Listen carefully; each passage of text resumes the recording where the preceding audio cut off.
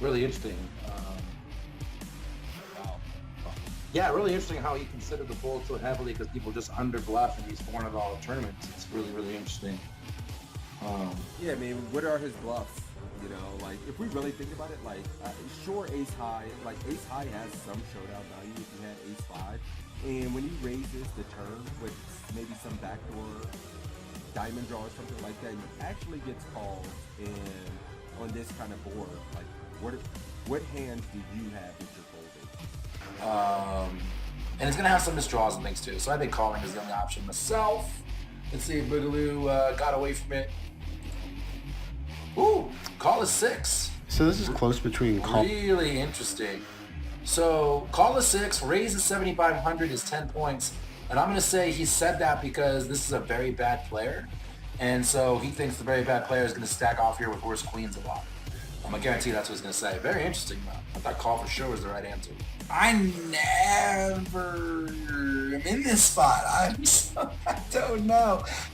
Interesting spot, too. I think this is a little bit of a lesson for everyone out there, too. A lot of times, the hands we want to float with, like this one, are better as raises. So this kind of falls in that category. Yeah, and he was kind of an echo chamber for us there, saying, you know, we just get better hands to call and worse to fold. Yep. Like he's going to have some gut shots in his range. He's going to have spade draws. He's going to have king X.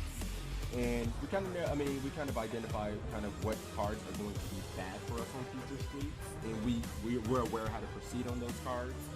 Absolutely. So yeah, that's a very good point, man. You right. That was the best. You didn't say anything. You won. Just straight up. You won. I'm just spewing. All right, so ooh, look at this. You're not opening this.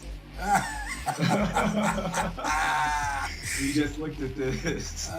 You're not opening. Button cut off, hijack, low jack, under the gun one. You are right. Come on now. Okay. I am. So let's see if he. He's got to open it, or there wouldn't be a hand. It would I'm be a already quiz. down on points. You're already down on points in real life. Now, obviously, you're gonna cheat, but I'm gonna evolve. you're gonna adapt, right? All right, let's play it. I'm going to cry if he says he's folding here. Like, if he's like, yeah, you should be folding this in this kind of tournament, and you were actually right. All right, cool. Wah, wah. Like a spot where we have Ah! standard. Yes. And the reason is because queen. I just want to say for the record that this is the best 3-point score I've ever gotten in my life. Because the right answer was fold. Right? But you heard what he said about the tables. This is a 3K. Here comes the excuses. 10 The points excuses fold. to It says open, right if your here. table is particularly tight and weak, welcome to the $5 2K world. I mean, you know, the $11 10K. I'm opening this, yeah, for sure. This is the best 3 points of my life. That's hilarious. And everybody's 50. Nailed it. What the hell kind of play is that from King Queen? Who does that? Who the hell? Yeah, so my dog.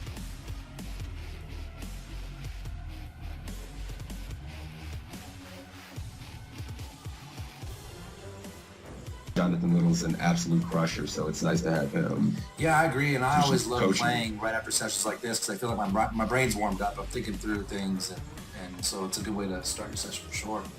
But, all right, guys, this is it. What's up, Mike? You want to give a gist? He was saying Narco Cop was playing about de-pipping about 28% of hands. He had been very aggressive in this $10 buy-in, and here are the options to fold, to call, to raise to 1,200, raise to... What? Wait a minute, he made it 800, and my man's giving options to 12 and 1,400 So it's already getting kind of spicy. That's so nasty. To be on the site with these other crushers, you know, well-known poker public figures is pretty exciting, I'm not gonna lie. Yeah, I didn't mention that when I was kind of giving a little intro here too. You know, Assassinato, Matt Affleck, John Little, all coaches on the site, so very highly respectable, quality poker content. Yep, Evan Jarvis as well. You know, remember Evan Jarvis, Matt Affleck, Assassinato, John Little.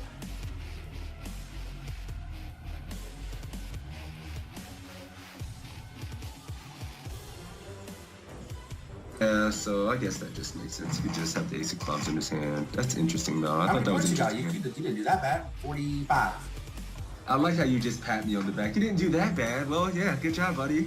Like, The back. I remember I got the higher score in the first one. So, we're 1 for 1, buddy. I just want to know. Calling, guys. Let's see if we're good. Similar situation. That's pre-flop? I think the pre. All right, guys, we're checking, I guess. Oh, for fuck's sake.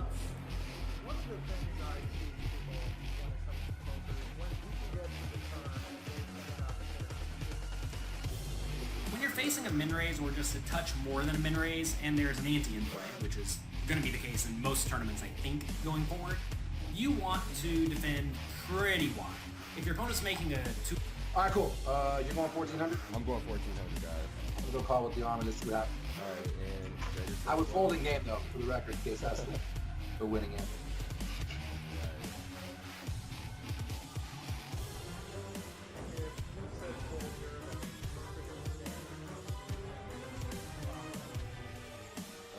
You won. You win. I have to concede. You win. 14K. 14K, let's do it. Let's do it. Well, no, we cannot win. This is a pretty rough spot because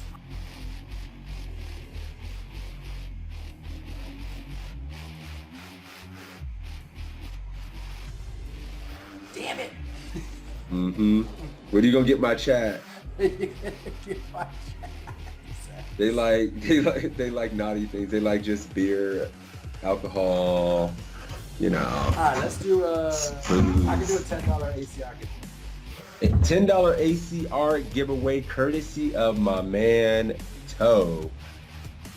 For me beating that ass heads up in this. Sorry. No, I'm kidding. We'll do this. We'll have to do it at least once a week, man. And then we'll do it every week a couple times. So it's a tie. I guess we got to give out $10 to each other's communities. We'll just do our own $10 free roll for each. Or does that sound fair? Yes. Do you know what this means? You win. I give his chat $10. Take it. So that's cool Filthy because we have animal. 2 ties and then a win from you and a win from me. This is like the epic battle. It's perfect. It's great. Yeah, we're even Stevens. This is awesome. Take it. I love it. You know, Stop. We got a giveaway going. Let's run the giveaway for the $10 ACR winner. Closing the giveaway. Drawing the winner. My man Sebs are getting the $10 ACR giveaway for this one.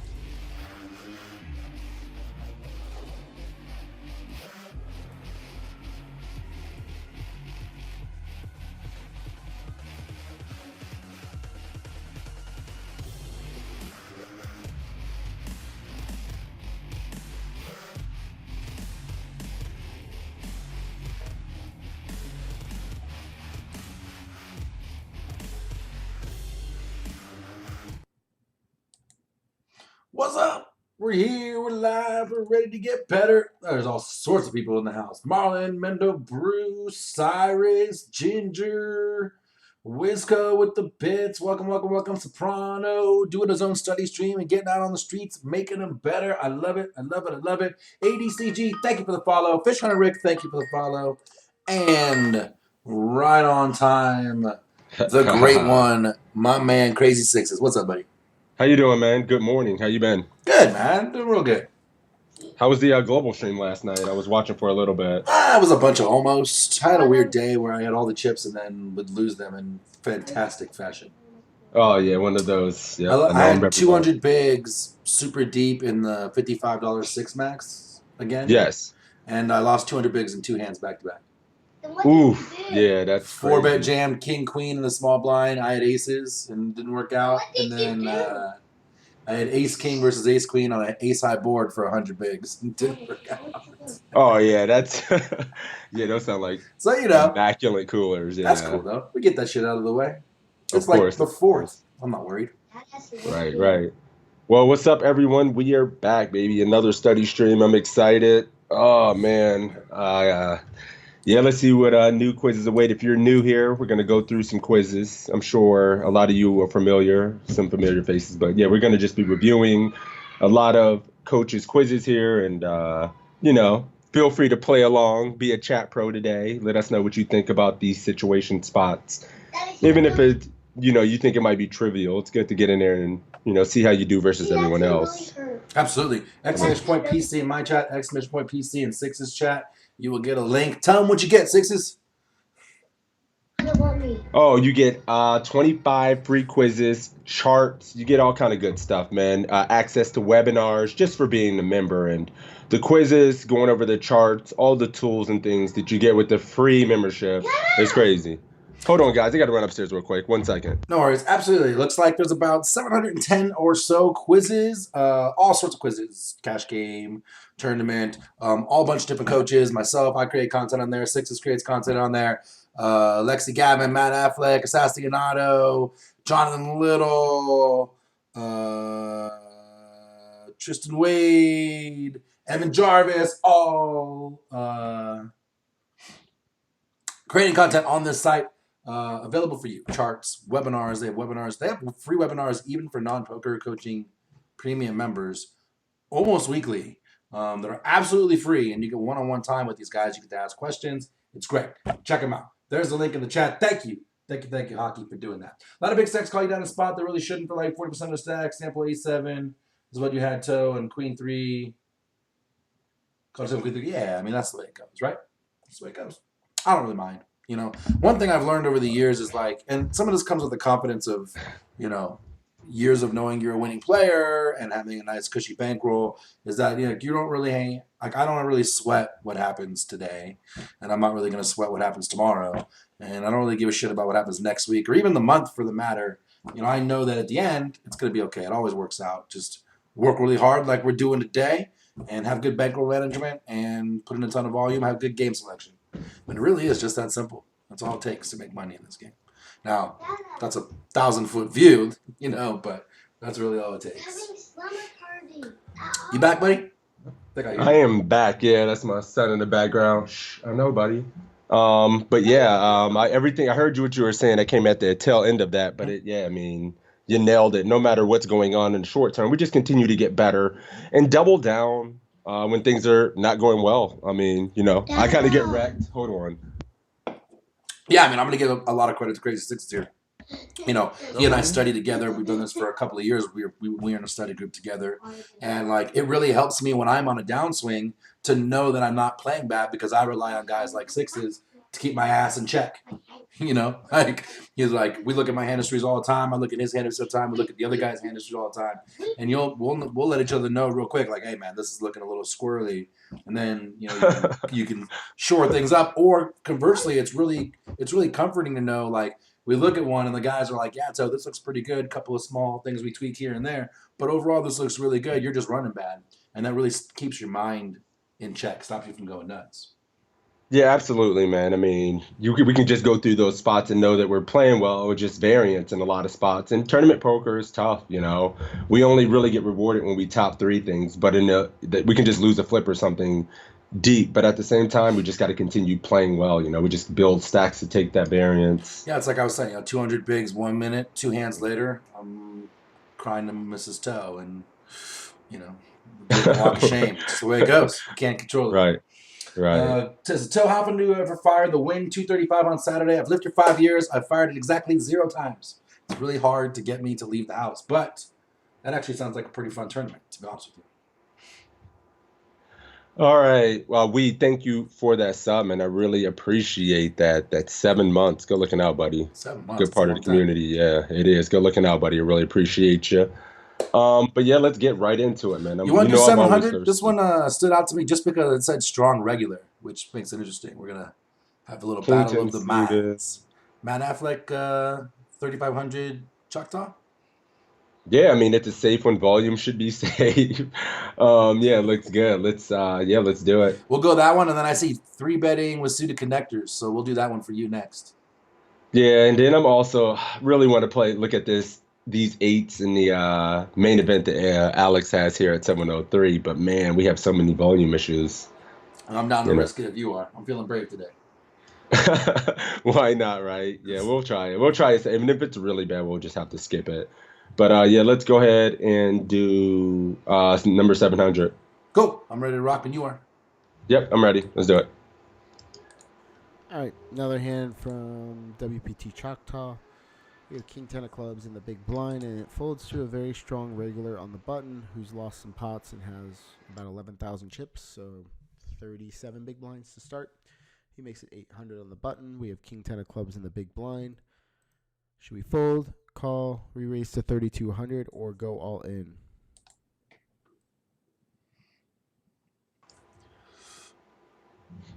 What are you guys doing in this spot? You got the guy way How do we covered. not push A 232 strong blinds in the hand. middle? Doesn't really affect our utility to just put him in. Is it overkill to put that many bigs in? What do you guys think? Oh, did I mute Toe? You must have. Oh. Can you hear me? So yeah. What's up? Good morning, BQ. How you doing, buddy? I'm talking and making fun of you because I was like, you muted me, but I muted myself. Yeah, I know. I looked over. It's like, oh, I didn't fuck this one up. Nice. Because I said, how do we not get 232 bigs in here? And didn't get a reaction. I was like, wait. Right. You're right. You're like, what? You're cool with that? Ginger's on the call. Soprano's on the call. Wee, Morning, what's up, buddy. buddy? Good to see you.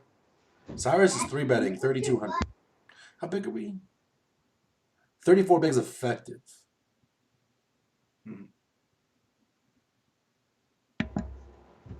All right. I'm trying to see what my chat is saying here. We got one call. We got a check. Well, Dunner check. Oh, so Dunner's going to call and check. Any flop? Yeah, I got a bunch of calls and then a handful of 3,200s. I mean, 3,200 and he puts it in. We're going to be committed, right? I mean, yeah, I think we're going to have to get it in. Turn that off, man. Hey, TJ, what's up, buddy, with the 4-month resub? Thanks, man. Good luck to you, man. Hopefully I see you this year. This is Matt Affleck. Machine Gun. Machine Gun. Yeah, what's up, my dude? What's up, bud? Yeah, I think everybody's, I mean, I'm just seeing nothing but calls. Personally, I just want to call this spot, try to realize equity. You know, I mean, not realize, just not 3-bet and be committed to get it in. Mm-hmm. I wouldn't really love that. So, you gotta be quiet, man. So it's all in would be a weird answer because then the quiz would be over in one move, except they trick you, right? They'll say, like, all in is the best answer, but this is what I actually did. And then you go down this, like, 4 or 5 step process. So don't let them trick you. I know that if we are super deep, we're supposed to 3-bet this spot. And then if we're not, flatting is better. Here, it's a little tricky because it looks like we're super deep with 232 bigs, but our opponent We're only has 34 34 effective. Yeah, we're 34 big blinds effective. That's gonna make a call. Yeah, if we put 32 in, and then it's gonna be 64 plus 200, so there's gonna be almost 4K in there plus 300. Yeah, we're gonna have to like get it in. It's gonna be like 7K to call. So I just want to call here. Going all in is a little unnecessary. We get his worst hands to fold. We can float a lot of flops. Yeah, I just like calling here. So Hump said, all of it would be weird because then the quiz would be over in one move, and then I made the explanation how they can trick us, and he said, okay, then I'm all in. So as long as he's not getting leveled by the quiz, he's jamming that shit. Right. Oh, that's funny. That's next level shit right there. Right. That's some next level shit. I like that. Hedge your bet on the That's quiz. deep. That's deep. All right, let's go ahead and call. I mean, Yeah, I don't call know too. if you're gonna do something. I'm just calling I'm here, like, and just see that. Let's see what Matt does. I think calling is definitely the best option here. I think our hand's a little too weak to 3-bet because if we 3-bet King 10 of clubs, he's gonna call with like King 9 through like King 8 suited.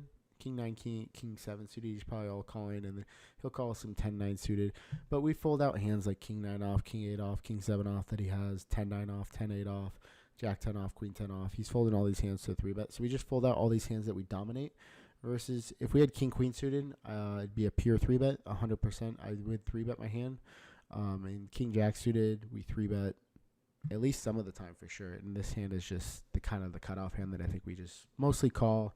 We can do a little bit of 3-betting exploitively, but yeah, calling's the standard 4-4 deuce with a club. We check as always.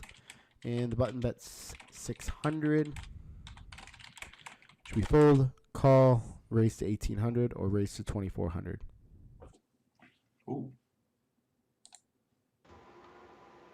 All right. it's a little interesting here. It does. He makes a very small c-bet. Well, not very small. It's just like 30%, a little less. Which you should be doing on this board a lot. What do you guys like? We don't fold. ABCG, new member of the Toe Army, hanging out from last night's global stream, says he would float here. He's called. Dunner says float as well. We're just going to call here king high, sometimes being the best hand. We get clubs, the semi bluff. Anybody check raising 2400? We probably have to get that shit in. Like, it's going to be 48 plus 21. If we go No, 1800, we don't do have we to still have to get it all in? It's going to be 36. It's got 96 back, right? It's got 7,800 behind. I mean, Probably I guess don't we have to could. call it if we go 18. No, we don't have to call it, but we're turning this into a bluff, and it could be the best hand versus some of his c-betting range already.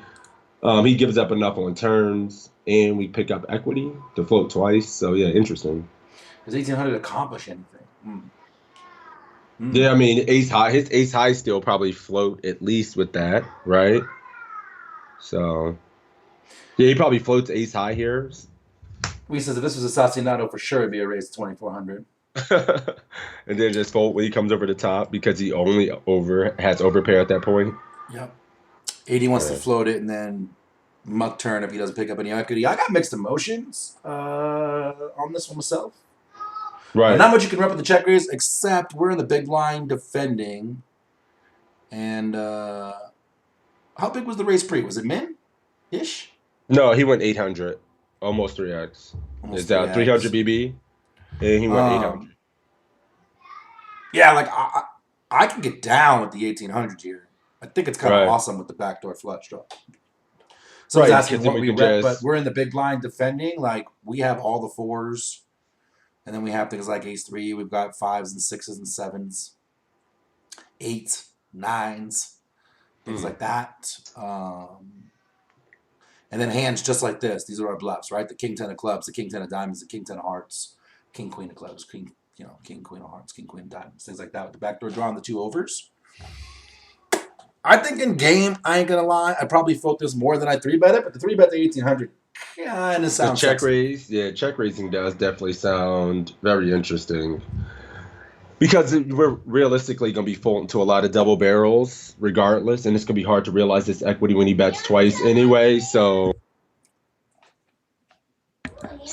when we check raise here, he can just come over the top, and then we have to fold. Or on turns, guess we can barrel a lot if we do check raise. I do like that, and then just fold or overbet. You almost got me on team check raise. I like this, guys. Yeah, I'm kind of doing that too. Bud says I'm folding because I'm a fucking nit. The one thing I love about the check raise here too No. with the 1800 is we can still find folds, when he comes over the top, and with the 1800 we still put a lot of pressure on his stack, We do. which is my favorite time to do things like this. Is when I can really leverage someone's stack. I think I'm gonna go with the call here, and I don't know. Maybe we do just go 1800. I don't like 24. All right, what are we doing, Dr. HJ? 2400? Not happening. I was gonna take your suggestion, but 2400 is too much, right? Yeah, because I really want to be able to fold. I don't. Don't we accomplish the same thing with 2418? Let's try thinking about what he possibly has for a hand where he folds to 2400 that he wouldn't fold to 1800. I think I don't know. I think that range is going to be the same between both bet sizes, right? Maybe Yeah, he my stopped first thought folding was ace highs. Does ace high is going to fold regardless, right? And then if he's got a pair of sixes, sevens, and eights, those things, those are just never folding, right? So we're basically just targeting all of his ace highs and paint, right? King, queen, king, jack, jack 10, queen 10, that stuff that he raised from the button. Things like 8, 9 that he's going to raise from the button, 8, 9 suited, things like that. And all that stuff will fold for the smaller bet. We're getting worse to fold and better to call, right? I mean, yeah, we do beat them all that stuff, huh? Except for the ace highs. Well, and the jack tens, the queen jack. Oh, we beat those too. Yeah, you're right. Yeah. So I think we just call here. I'm just gonna call because king high sometimes could be the best hand. There's some turns he might freeze up on, which we can always bet rivers, or we pick up equity on turns as well. So I think I'm just gonna call. Yeah. All right, then I'm going with that doing game. I really love that 1800 for a second. Then I'm just Me going to do what I too. always do. Let's see what Matt thinks. Let's see. I What got a Matt couple of thinks. questions here. DPT is Go probably ahead. discussed before. I thought from the big blind with 3 under a 9. That's if we're the initiator and whether or not we're going to see bet, right? So the 2 cards over a 9 concept goes like we're in a 3-bet pot, and now do I see bet this board? If there's 2 cards over a 9, Sasiana says no. I say no too. 2400 is set up for turn jams. The problem with that, Wisco, is again, if he jams on the flop, we might be priced in with backdoor. We are out of position too. 1800. Yeah, man, we're gonna have a hard time 2400 floating would fold this. more of his overcards like ace highs on his board. Sure. Unless he's got something like ace 5, ace 3. You know what? We probably make him fold ace high at some point because we're gonna have a hard time calling twice with fucking king high. Here's a question. If you're going to check raise here, why not jam pre-flop and put him all in pre? Because when I jam pre-flop, I condense his range, and the only thing that's going to call for 32 blinds are hands that beat me. And then everything else is just going to fold, right? And so here, I can get a lot of hands to fold. Like if I happen to check raise here, 80, and he's got a hand like ace-king, which beats us, what is he going to do? He can't really continue with ace high. And if I check raise here, he's got to think most of the time there's going to be a bet coming on the turn when that happens. And so he's going to float that and then not hit an ace or a king on the turn most of the time and then call another raise that gets murky and they just fold. If he's got like ace jack here, real hard for him to continue here, but he would always call the jam pre. Ace X beats us, right? Yeah, true. He absolutely can continue with ace king easy. Ace king's never folding on this board. I wouldn't. Marlon says check raise in 2600 for sure, except he's going even bigger than the biggest amount on here. All right, you guys ready? I don't know. I can go either way. I'm calling. That's what I would do in game. You would call? Yeah. All right, I see people in my chat wanting to do 1800. Dunner says float. Some people are saying 24. I don't like that, but let's try 1800. I'm gonna shake things up. Interesting. I wonder how many points that is because that All right, is right. piquing my All right, interest. let's do it. This is a spot we definitely cannot fold our hand. We're getting he's bet just under a third pot. He bet about 30% pot. So 30% pot here. We have 2 overs, backdoor flush draw, and it's probably more likely we dominate him than he dominates us. I think he checks back with some of his king, queen, king, jacks. He might be betting range on this flop, but I think our hand is a clear call. He's gonna bluff like the kings and tens. So if like a king or a 10 comes off, we can induce some bluffs. We can continue on any club. King high definitely could be the best hand right now. This is just way too strong of a hand. I don't mind raising to 1800 as well. I think that's a very good option as well. We're gonna want to raise all our 4x. Some deuce X for protection, pocket pairs like 5, 6s, and 7s that we didn't 3-bet. We're going to want to raise for protection. And then we have all our 5, 6, ace 3, ace 5, 5, 3 suited, 6, 3 suited, all our pair guide. We just get a 3-bet a lot of the bottom half of the deck. And we want to have some of these big cards like we block pocket kings, pocket 10s. We block his king, queen of clubs, king, jack of clubs that he's going to call the check raise with. So this is a pretty good hand to check raise too. So either raise or call. Anything other than fold is good here. I choose to call. 10 of hearts on the turn. Should we check? Bet 1,000, bet 2,000, or bet 3,000? Nice. Yeah, nice. How many points was the 3-bet? He gave it a 7, but he explained it like it's like an 8 or 9. Yeah, so I don't know. I really love. I was just curious because I would score that about somewhere between a 7 and a 9 myself, right? Yeah, exactly. I love it. I really love how we go deep in these hands, and then we play the video, and he covers Everything we the whole touch on, spectrum right? we went down, which is awesome. Makes me feel good, Right. Like we're on the right path of thinking at a high level. And, we're touching on all those points, but in a game, it's abstracting it to be like, right, we got to be right more often and not be sevens and under. But either way, here, what are you guys doing? Anybody leading? 1, 2, 3? Sixes is such a fucking champion. He wants it so bad. He's so hungry. This is a general statement. And he's like, we can't settle for these goddamn sevens. Don't rest on your laurels. Sevens are not okay. Nah, I mean, it's good. I mean, yeah, but I mean, I went to 10. But I don't mind making aggressive mistakes in spots like that, right? Yeah, and that's a very interesting option. Like we both liked it. Mac liked it. Like, yeah, it's Right. totally cool to And have that's some okay. frequency of that, for sure. And that it was good that you noticed like the king 10 of clubs is specifically the type of hand we want to do that with in a spot like this, right? Yeah, blocking those over King 10 pairs, off, you not so have much. some- Right. Right, exactly. All right, All right. so I got a bunch of checks. Ginger's checking. Wisco wants to check. Cyrus says check raise. Marlon says check. If he leads, sizing will play a big. I think he missed a word there, but he says now is this a bluff factor? He's asking. Well, yeah, I don't know if we ever really want to lead here. Check raise from Fish Hunter Rick. Joe's checking. We have the best hand a lot here, says Jellyfish. Agreed.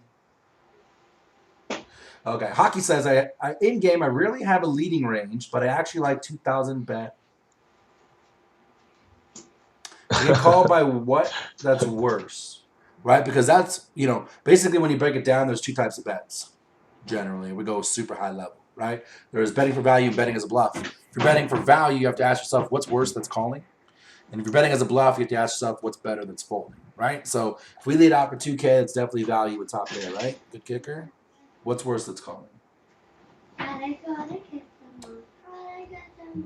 Check raise. Yeah. To check. Yep. Lead him and make him fold. I go 2K, but I'm a beginner, says Bruce. Like leading If as well. we lead, we lose Lots of people equity like from him his to lead. bluffs. Good point, Dr. HJ. There Yeah, is I mean, no if value we bluff, start Marlon, leading here- unless you're me. Go, buddy. Watch out. We've Go proven play. that, right? Jack Rack like 2K. I got a handful of people here liking the donk lead. Nope. Should've I liked mean, that I ace X to particularly fold, don't but care for it. Look at how dry this board is when we're repping. Are we leading a deuce? Are we leading an ace X? What's the our value range is just going to be much stronger than his range. He's not going to be allowed to bluff here anymore. We're blocking some of the scare cards that are going to be bad for us. Like if a king comes on the river, he's definitely going to represent that. So we're not worried about that. There's a lot of good cards for us. He may just continue bluffing. Mm-hmm. I just don't see the value in, like, especially 3,000. I don't know. I'm just going to be checking here a lot. Rocky says he thinks he's on a level of he's inducing. People like the spaz leads and still float all ace X. Maybe in the micros. I don't Maybe know. in the micros. Yeah, I don't know that we're inducing a guy to take a hand like. Queen Jack And or something jam it. like that. Queen, yeah, I don't know. Like when we lead here after calling a small bet, I don't know. What story are we trying to tell? We're going to start leading now with 3-5. We're going to start leading here with our deuces. Machine Gun says, why donk lead? You get max value on check calling and a bombing river, leading river. I don't even know if I'm leading river. I agree. I'm checking the aggressor here too. Right. My question is, am I check raising? Again, if I check raise, what's worse that's calling my check raise? Yeah. Not a lot. Not a lot. But 8s might fire 3 times, or an ace high might fire 3 times. He's allowed to have better hands We still as well, don't yeah. know we have the best hand, right? This is just a raise and a call. He still has all the overpairs, ace 10. So this is not necessarily the best. Check raise to win the pot. No, we check raise to either get value from hands, that we perceive that can call with worse, or we're check raising To get better to fold. to get better hands to fold. Like, I don't know. I don't think we're just doing it to win the pot. Never. Um, I don't really care, like, trying to get the ace to fold here. I don't want the ace to fold here. right. An ace has, 3 outs twice. They're about 6% to hit an ace. Like, I'll take my 94% favorite all day to the bank. Over and over. Yeah. So for me, I'm just checking, keeping my range wide, keeping some ace high, some 3-5, some hands I might just call with, keeping a deuce in worse hands, and allowing him to maybe perceive this as a good card for him to bluff. Yeah. Hucky says, just trying to play devil's advocate in pro discussion. I appreciate it, man. Keep doing that. No judgment here. No, no Absolutely. judgment. I Yeah, love we're it. not judging anybody. And it's Yeah, good for you to do that because then you're going to hear why I agree or disagree, why Sixes agrees or disagrees, why the chat agrees or disagrees, and we get all these great perspectives. It's great. It's fantastic. Yep, exactly. All right, so I'm gonna check here and you know, see what Matt likes if he ever leads. I'm kind of curious. Okay. Let's do it. I only put a quiz here to illustrate a point. Checking got 10 points and every other option got 0 points. Against a strong regular player, you always want to check here because we don't really have a lot of 10s in our range. Like, we have some of these Jack 10 suited, Queen 10 suited, Ace 10s. Like, but that's just not our player on the button who's betting really wide on this flop has way more 10s with us than we call with on the flop. Like, we're folding 10-9 off, Jack 10 off, Queen 10 off, etc. We fold all those hands on the flop. So nothing's really changed much, and I expect this player to barrel this card a lot, so we need to let him bluff. We check, and he bets 1,300. Should we fold, call, re-raise to 3,500, or go all in?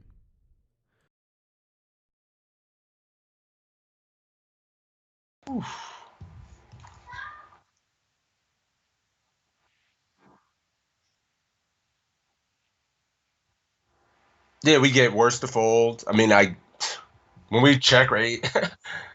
Yeah, 9, 10, Queen 10, Jack 10. He could still, I mean, we start losing even 9s and 8s somehow, sometimes here because there's not really, I mean, I guess we can semi bluff some Ace 5 of hearts, some Ace 3 of hearts type hands and check jam here. I mean, if, as a semi bluff, but I really don't see a reason to check jam here. We're just going to get better to call and worse to fold. Sorry, guys. I'm trying to fuck with 3 different volume settings to try and get it better for your guys' viewing, and so I was muted myself. I said we hammered this out, basically, guys. I said we hammered this out.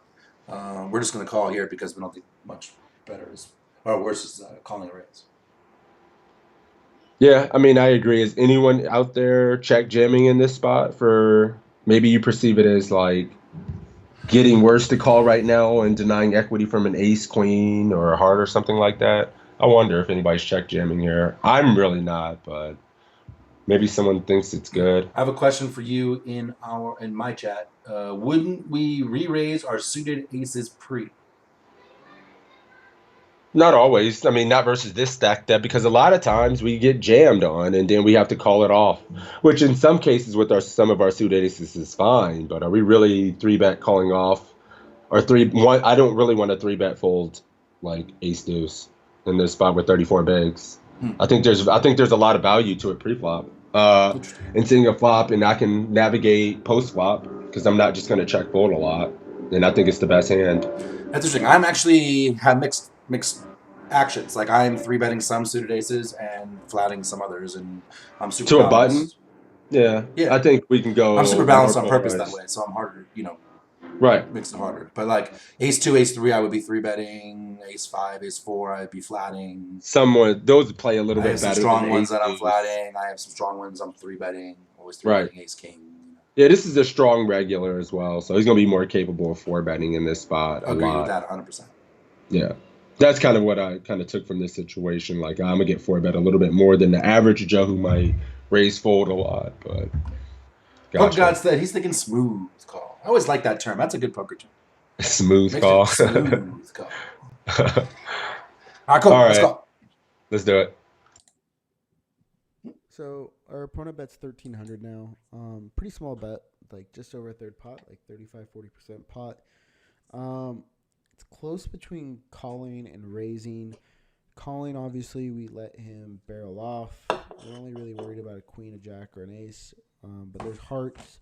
The lower cards still aren't that good. He can have a lot of straight draws and stuff. So our hand does need some protection for sure. Going all in isn't the worst option here. There's 4,600 in the pot, and he only has 8,600 back. So, like, a lot of our combo draws and stuff, like with King 10, we can definitely get called by worse. Like, he's going to call every 10 on the turn if we shove, like Jack 10, Queen 10, 10, 9. He's going to call, he probably calls, like, hands like pocket 9s, pocket 8s and stuff. Like, we're going to have some 5-6s that we check shove, some ace 3, backdoor heart draws, like all our ace, like King 9 of hearts and stuff. So I think shoving is a pretty good option here. I'm trying to decide if we ever want to re-raise to 3,500.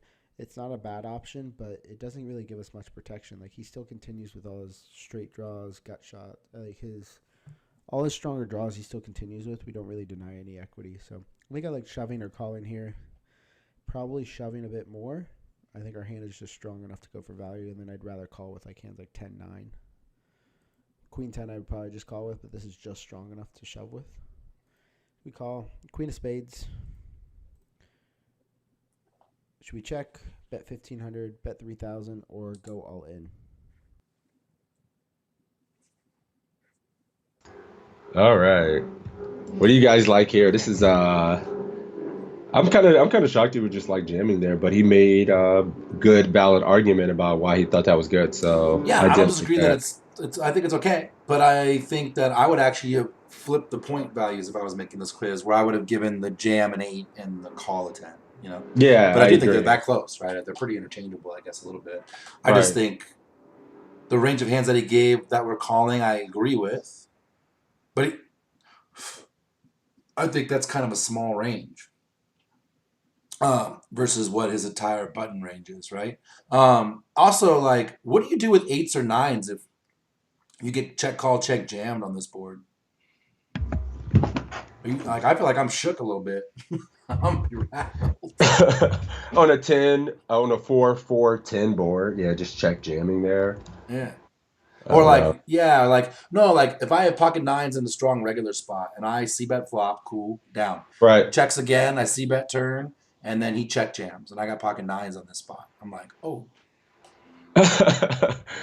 I mean, yeah, I think there's just more value combos from a big blind that has 4x and a lot of 10x and shit like that than there are of semi bluffs, right? Yeah, I'm just like, what does that? That's weak. 2 doesn't do that. What does that? Well, yeah, it's just the heart combos, the backdoor heart combos, and like queen, jack of hearts or something like that. It's only Ace, backdoor heart 3 combos, and those generally with, gonna have with, like yeah, with an over as 2 well. overs to my 9s, and like now I'm like, oh Jesus, half the deck I gotta fade. Like I'm not. Right. I might fold 8s or 9s if I get check jammed here. I know it's tough. It's a really tough spot. I think I lean on that because people just aren't going to be capable a lot of times. Certainly not when the we're mid-stakes double barrels. online. That's never Right. a bluff. All right. Blazer, what's Somebody up, buddy? said- Okay, I'll study a little. Says now we're screwed. Check. Hey, what's up? Bad river Nelly for Malk, good us to when see the you. check call mode. Check. Still bluff catching. Check. Yeah, I mean, I'm not leading. I mean, This honestly might not be a terrible Put a little spot blocker to out block bet, bruh. I mean, put 1,500 out there, and if we get jammed on, Snap it's fold. it's a 6 spot. But if we bet 15, we could still get called by worse, and he essentially can't bluff. I am kind of thinking about 1,500 here. TGB says he needs you back on the global live. Hit him up. I'm the middleman. I'm your agent. Haha, my dude. What's up, TGB, my boy? How you doing, man? Black bet, no, says Marlon. No, I mean, this is actually a. I don't know. I don't think it's gonna. I want to check it just because I want to see how many points he gives because I can consider it here. We can certainly. I mean, I never do it, but our buddy Drugs does this a lot. Like this is the spot he loves. I call it the Drugs. I think I would do it as well. He'll put out like I do it. 1,500 here just so he doesn't have to face 4K. You can get called by worse as well. Like Sure. you can certainly get called by worse hands. I'm kind of like I do this in game more than you do. Mhm. Like in this spot, You do. this feels like the kind of spot in game I would take it. I mean, it feels like a reasonable spot to bet 1,500. Blocker bet. 3K. TGB likes that one. Check call. But we Soprano. What if Yeah, I mean, I overjams? feel like he checks back if he just overjams this river. Yeah, or what if he puts out? I mean, he's got 6K to his 8,300, right? It's a little bit weird stack size. So what if he puts out like 4K Soprano? It looks pretty strong considering we still have all the 4x in our range Yeah. that doesn't check raise. We still have 4x. So I would say you can certainly have queens, 10. Well, we block 10s. It's kind of an interesting spot. It's a red flag kind of to me if he does that, but TGB, yeah, we check called this all the way down basically. I would always We are bluff call check catching here. at Like this point with the solid hand. um, Hearts pockets might it be in bluff. deuces, and so True. we'd have to call if we lead here. I would disagree again. Like I don't think people are just gonna take what's the hand here, ace X, ace high, and just jam over a lead here. I don't think that's gonna happen very much. But if you block or bet, are you calling an all win? Woo! Whiska says, feels like he wants to get max value from Billings bluffs by checking. I say this is a bet Yeah, this is a line. I strong don't think he's reg. got very many bluffs on the river. This is a strong reg as well when we block bet. Donking the Maybe, queen as a block bet makes no sense. It's true. Like, what would we do that with? Queen 10? yeah, I think we would have to fold to a jam if we bet out 1500 and he jammed. So I we're agree. turning this into a bluff. All right, I'm this always is a checking, tough spot. but You're always the block bet checking. makes a little sense. Yeah. Anybody doing what I'm about to do here? 15. Anybody? If you guys are checking, I'm a checking. What are we doing? Sixes Mafia. What's good? 15. All right, I'm doing it. All right, BQ, we're trying it. Oh, snap. I'm a We real got a man donk because I lead. would do this. I would do this in game occasionally because I think it's a reasonable spot too. But let's see. I like to get by. I like 1500 chips. So let's see if he'll do it. All right, let's see. All right, let's see. Want to re-emphasize the point here. We should almost never be doing any leading. Checking is a score of 10. Natalie, thank you for that follow. 1500, I give a score of 4 for a little block bet, but the other two options I give a score of 0. The queen basically doesn't change any ranges at all. And so like the only cards you should really consider a lead on are like the straight cards, like a 3 or a 5, or like a 10 or a deuce that actually change the texture of the board. But in general, we're just going to be checking here, which we do, and our opponent bets 4,200. Should we fold, call, or go all in? Yeah. Didn't somebody say, what if he goes 4K? That's what I said. You say, yikes. I don't feel good about I've been here before. Yeah, it's like sick, like Every fuck, day. man. Every day, yeah. At some point, every single session, this is That's gonna what we bet happen. faces. Tipo para get a shove. That means we're learning. TGB Yep, says, can't feel bad. call. Snap call from Soprano. Call and Yeah, be some- sad. Crying call. Fold from Hump. Marlon's folding? Fold. I got one I'll fold spit from my Fish damn Hunter coffee out of my mouth. What? He didn't just check jam? Marlon's not We got a folding. snap here. I think this is a snap, yeah. I mean, I'm not ever folding, but I'm also not very happy. I think it's a reluctant call. Like, Yeah, throw up a little and call. That's what Marlon's doing. Noisy That's says exactly go right. all in. We're getting 2.5 to 1. That is the truth. I'm going to pull in a Sassionato here. I'm going to glare menacingly at the dealer and then call. Yeah. What's up, QT3 says snap call. Fold and go play blackjack. Go all in. Somebody says, wow, that'd be ballsy, dude. No fold equity, just check jamming. I mean, again, now the problem is we only beat Jack 10. We literally only beat, and 9-10, I guess. Maybe 8-10 from the button. Yeah. Like everything else. I think I'm just calling here. I've already got wrecked this quarter. Too high in my range not to. Tuck my tail between my legs and just call. I agree. Anybody doing it? way Well, too yeah, high I was in about to say range, anybody don't play doing. like We got go all in. Anybody folding? I haven't seen one fold in my chat. I got 3 folds in mine. 3 folds, huh? Jellyfish says fold. Kings are good. Ooh, I have could to have call ace versus queen, this too. dude. Shit. Where the 3 good bucks reg suited. stop bluffing when he calls twice. Turn sizing. How was the turn sizing? Turn sizing was like 60%. It's 1,300 into a 2,400 pot, I believe. This bet looks like so value heavy. Well, Everybody loves a chop pot, says Soprano. I'm actually thinking about folding here, but because of our stack size, we can just call and should be good enough to price we are getting. All the sizes were small, Dr. HJ. Yeah. All right, let's call. The Yeah, 9, 10, and anticipation 10, is 8, killing. 2. I got to see what this guy has. All right, let's do it. I'm calling too. Now with this bet size, our opponent's polarized their range. He's polarized his range probably to like strong 10s or better. Probably ace 10 plus. I don't think he uses this size with Jack 10. So, yeah, we're pretty much bluff catching now with our hand, which kind of sucks. So we got to figure out how good of a bluff catcher is. Two things. One, do we block his value hands? We do have a 10, which blocks the ace 10, but that doesn't block many combos because he can have a ton of different queens. King definitely blocks the king queen, but that's only a few combos, so we don't really block much value. And then we asked, do we block any of his bluffs? And so he has all the backdoor heart draws. He has hands like Jack 9. We block King Jack, which isn't very good. And then he has all the Ace 3, Ace 5, 5 6, 5 7, like 6 5 of hearts. And so we don't block any of those hands as well. So I think our hand ends up being a pure call. I don't think we really ever fold this combination.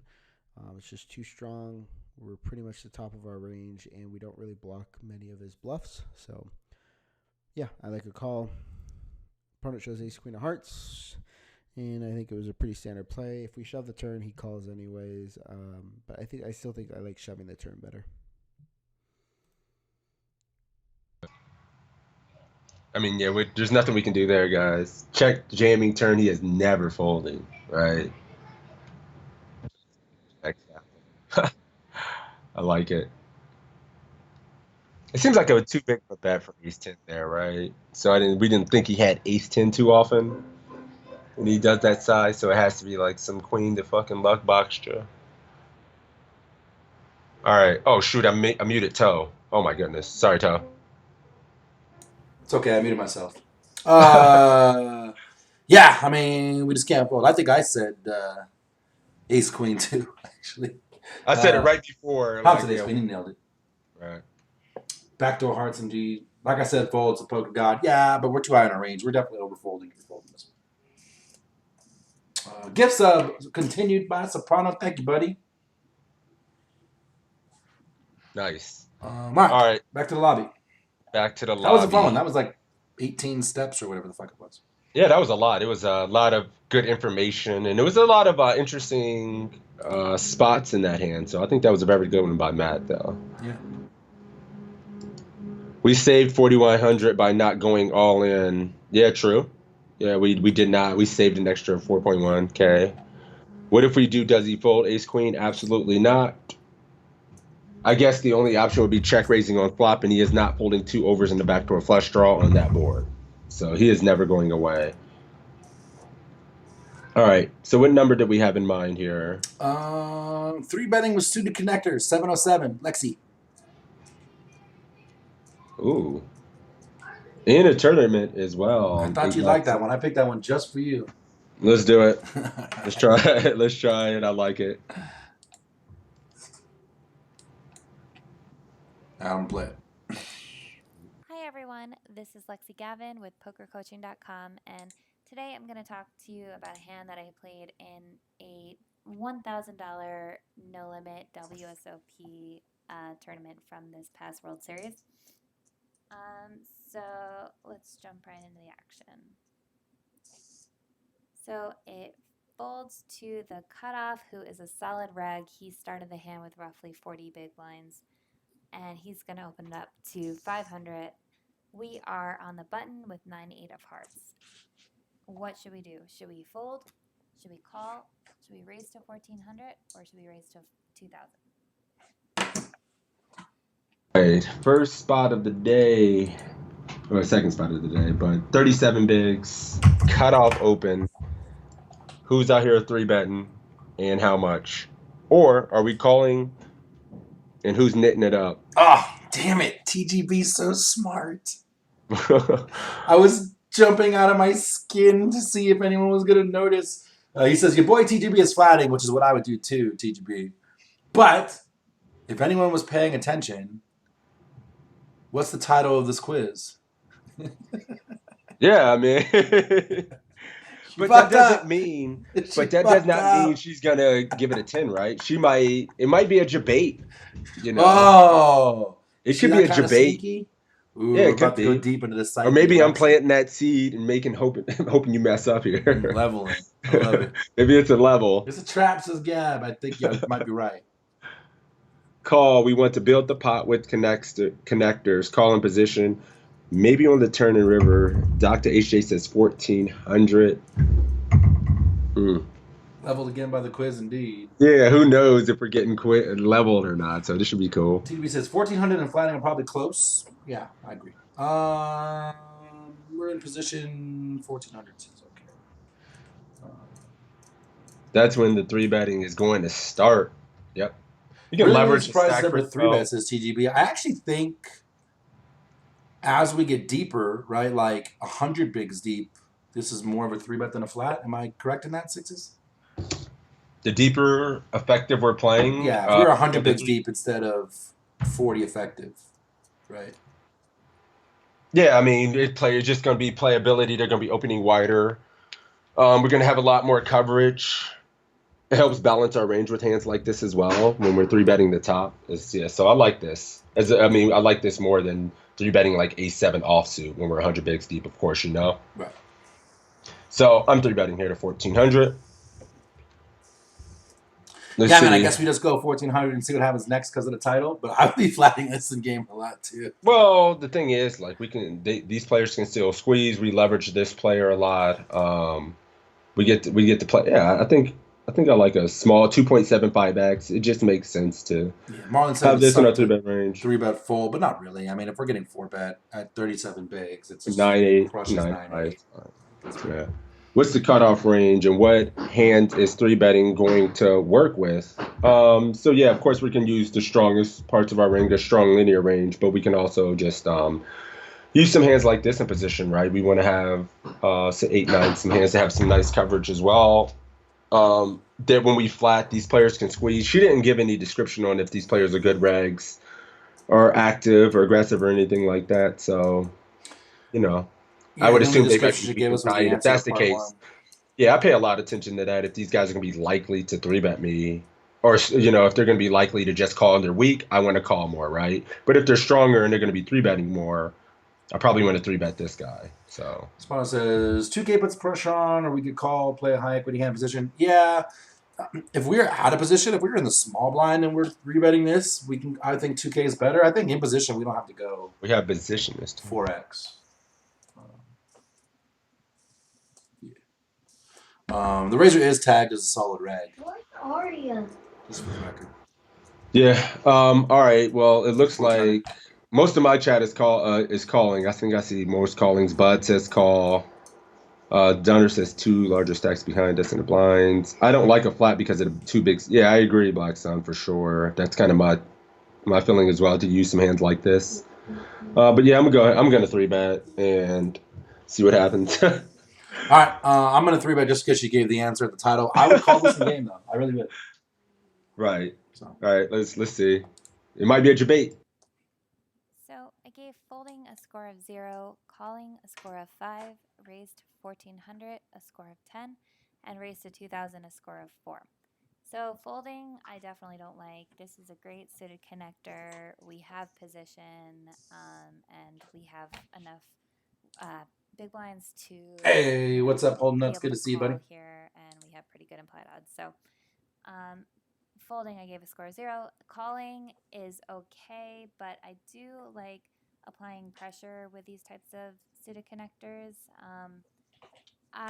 If you also notice, I have the big blind labeled as an aggressive reg, so I was afraid that if I flatted, he would maybe come along with a raise here, and because he knows our ranges are pretty wide with the cutoff and the button, so if I just flatted, that would it would allow him to come along. It would give him a good price to call, or by us 3-betting, it takes the option away from him to 3-bet and squeeze us out of the pot with a pretty good hand. So I like going 1400. I think this is a good sizing. I gave that a score of 10 and raised to 2000. I think that is just a little bit too big of a sizing. No need to go that big, especially in tournaments.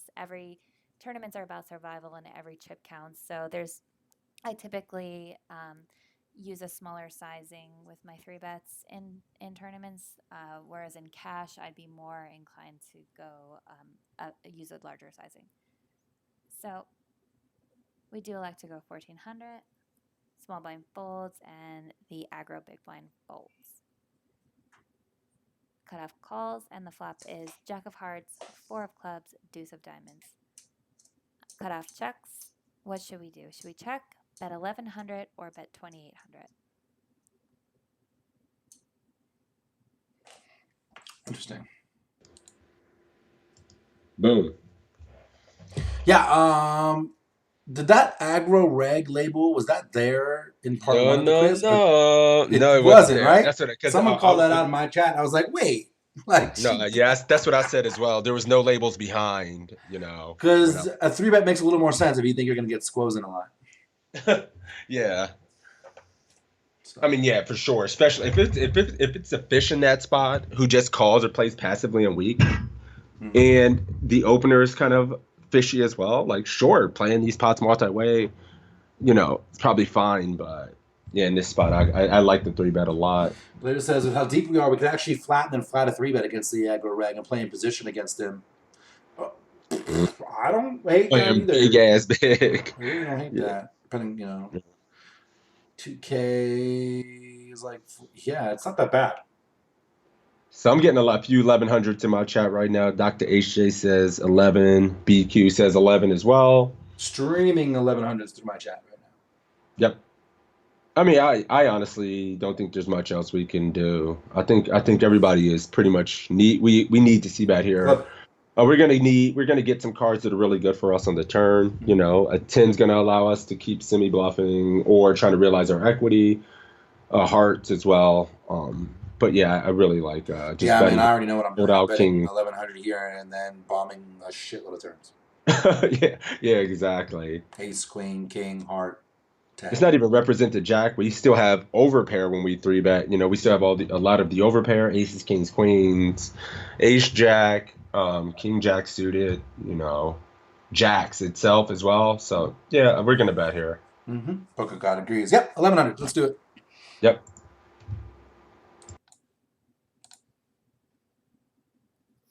So I gave checking a score of 0 points, betting 1100 a score of 10 points, and betting 2800 a score of 2 points.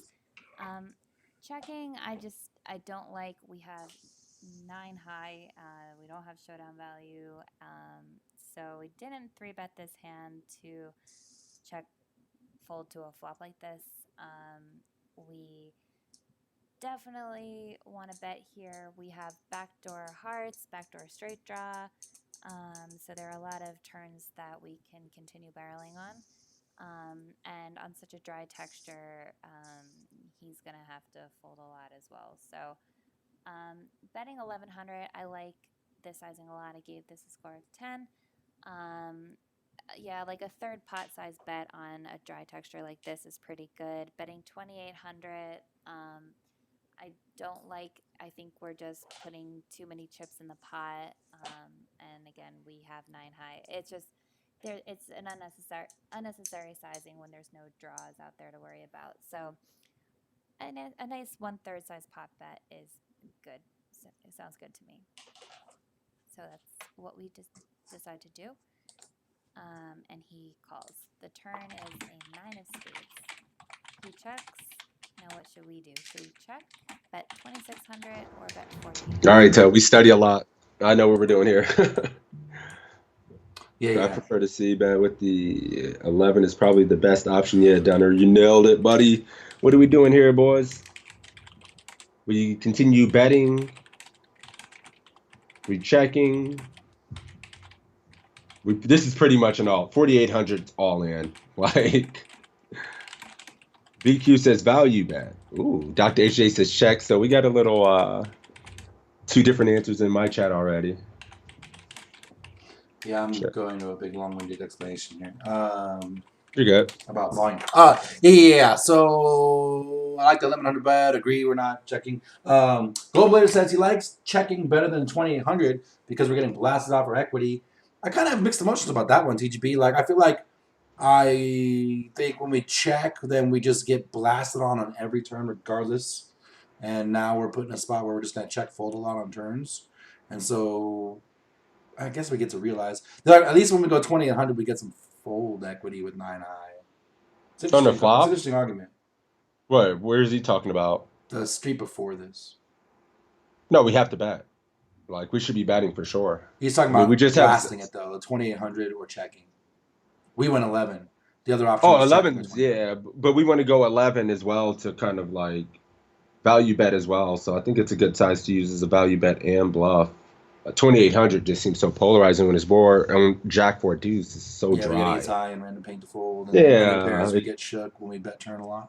yeah, we just make way worse hands fold, and we just kind of condense him to the top of his range anytime he continues, where we can accomplish almost the same thing with for less and get value more.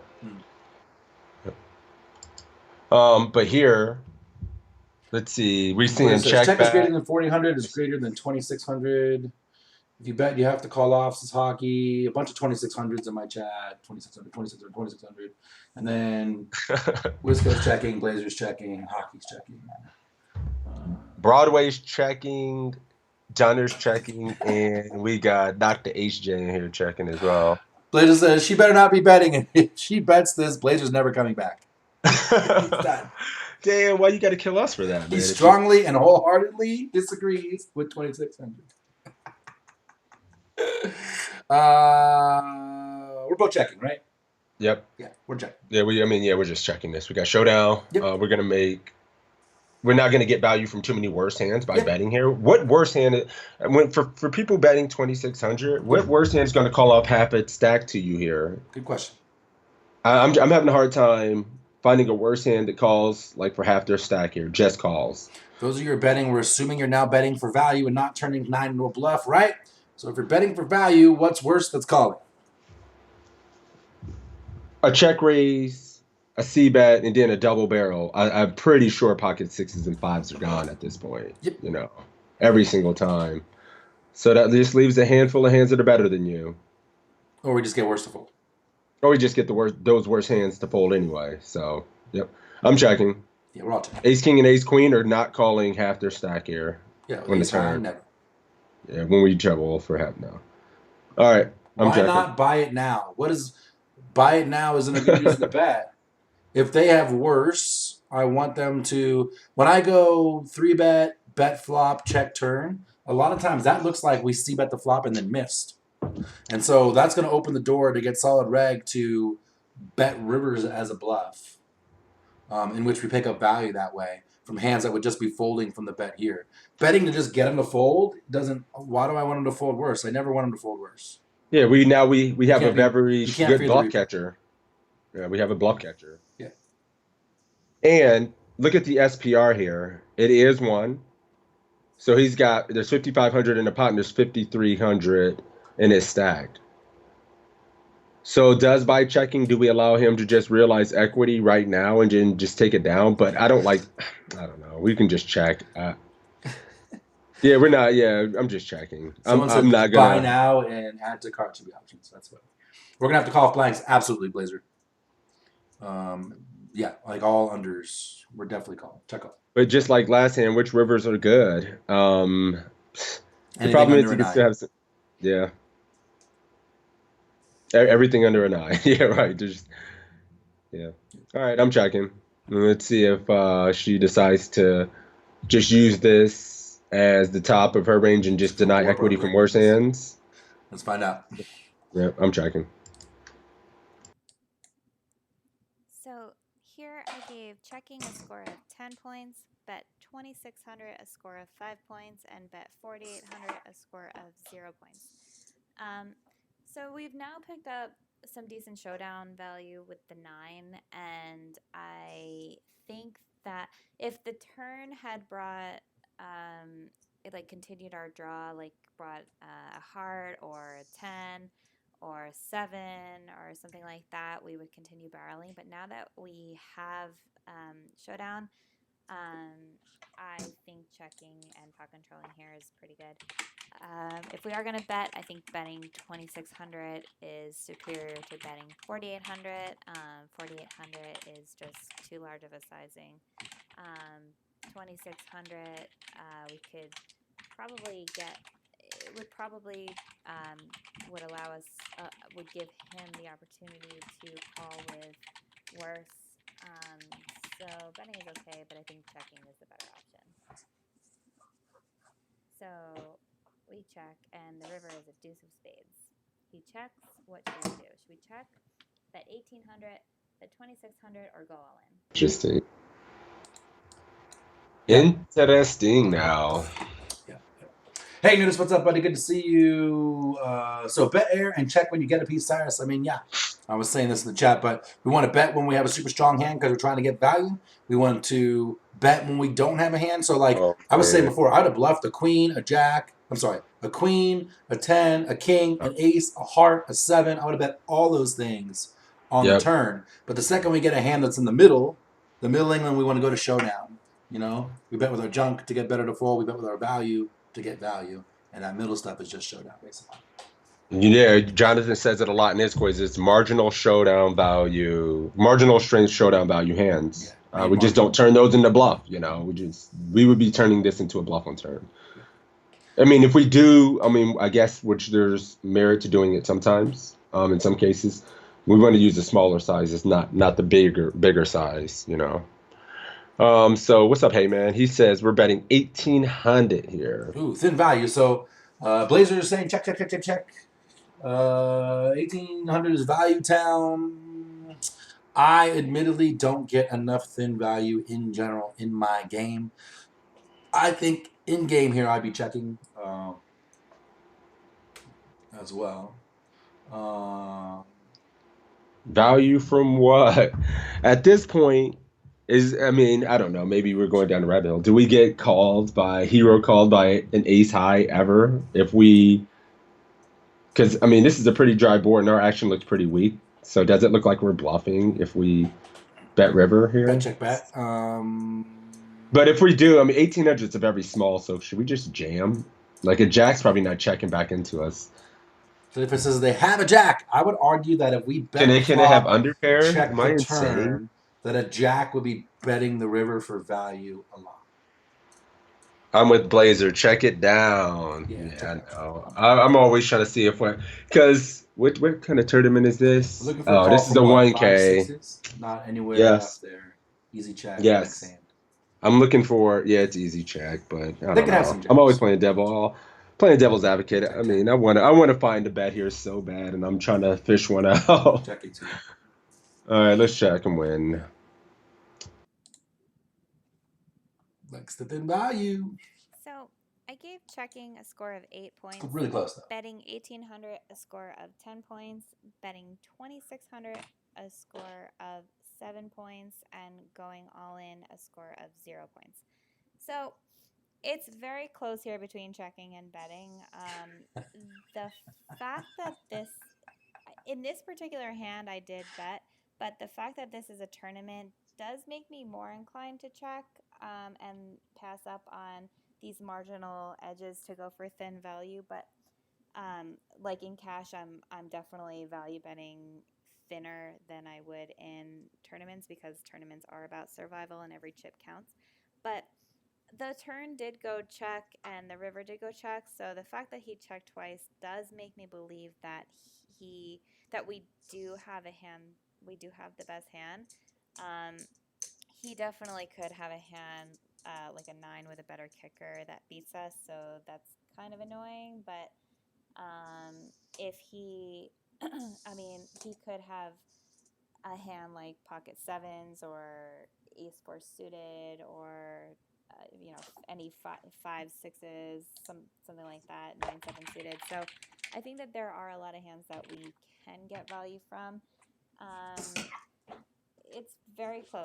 I mean, he could have a jack and we could be value owning ourselves. So hopefully that's not the case. That's why I scored checking and betting so closely. If we are going to betting 1800, I think is good. That is what we decide to do.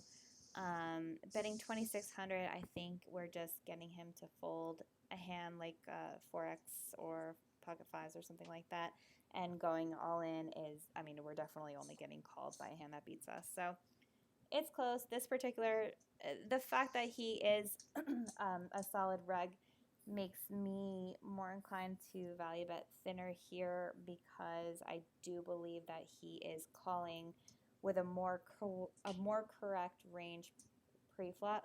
He's calling my 3-bet more correctly than if he were a recreational player, because I feel like, I mean, the cutoff knows that I'm, me being the big blind, me being the button, I am going to be 3-betting pretty wide here, and so I think he is going to be calling me with those ace X type hands, ace X suited type hands, and 4X hands and stuff like that. So I do go 1800. He does call, and he has ace 4 suited, so we did pick up some value there. So that's it for today. Hope you enjoyed the quiz and hope you learned something. I enjoyed making it for you, and I'm looking forward to seeing you in the next one. Okay, bye.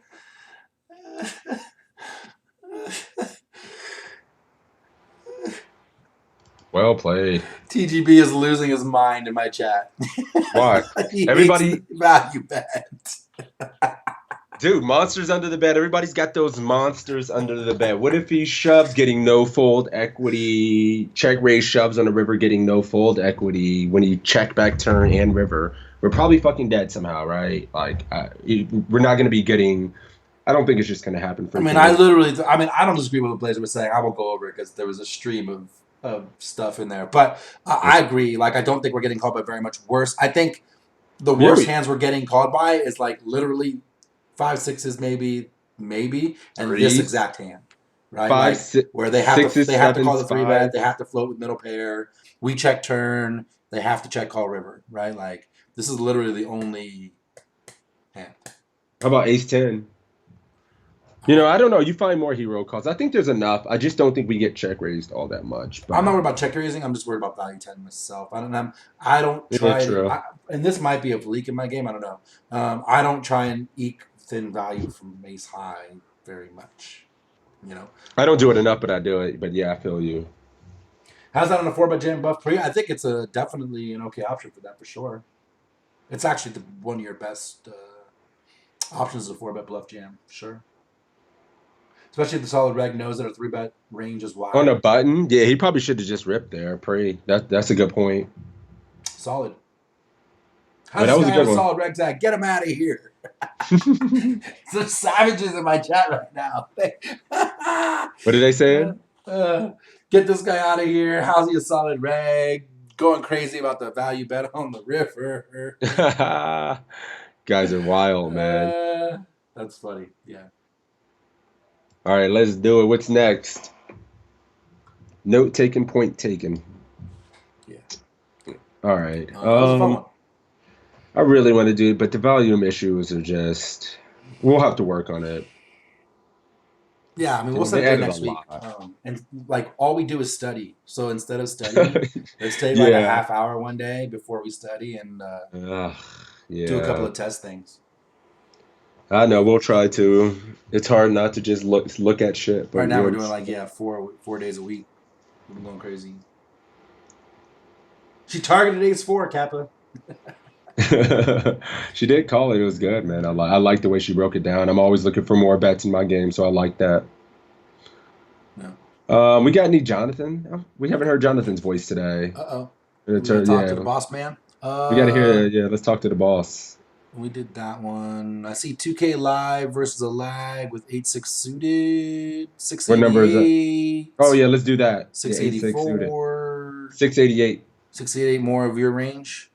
Yeah, let's do it. Let's try it. Let's get better at these spots. Okay. You guys are geeks. Study, yeah. 6 of hearts facing a loose aggressive low jack raise. We're on the button. Should we fold, call, re-raise to 1200, or re-raise to 1800?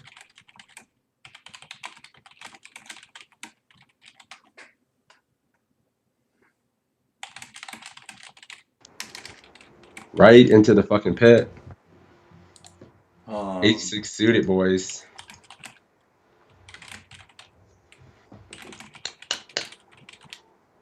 Dr. AJ says fold. I mean, I would be folding. Huh? I would be folding. Nah. Poker Gods, nah. So now you guys get an insight of how our study groups go. I'd be folding. Nah. Bunch of calls in my chat. 1200 from the Blazer. I'm trying not to give my answer away. I want to see what other people say first. I like to see what other people So say. deep, Marlon going 1800, cheap with 3 bucks, ace 5 one time, and now he wants to 3-bet 8-6. Probably Heyman folding. says, "Is this free to do for everyone? Quick reminder for anyone new to the stream: you can sign up for free. You can get a free account with Poker Coaching. You can get to do 25 of these quizzes for free. They're always putting out new ones. There's like 700 now on the site, and you get access to charts and all other kinds of cool content, webinars and whatnot. So it's certainly worth your time if you're looking for good free content. So check it out." Yeah, absolutely. Exclamation point PC in my chat, exclamation point PC in Sixes chat. Plus, we do this every single Saturday, noon Eastern. And I always record them and put them on my YouTube channel. So if you missed the beginning of this one or any one we've ever done in the past, you can go to the YouTube channel and watch them all. And then if you want to comment on some spots or ask some questions there, feel free. And if you want to reach sixes by that means, go ahead. I'll get the message to him. I talk to him all the time. 4 or 5 days a week, my dude. Golden Let's get Blazer's it. going, he's raising this to 12 billion. I think he typoed. So you're folding this, hey man? We got a couple I'm folds. If we play this, Blazer wants to 3-bet it because he doesn't think we can play it profitably.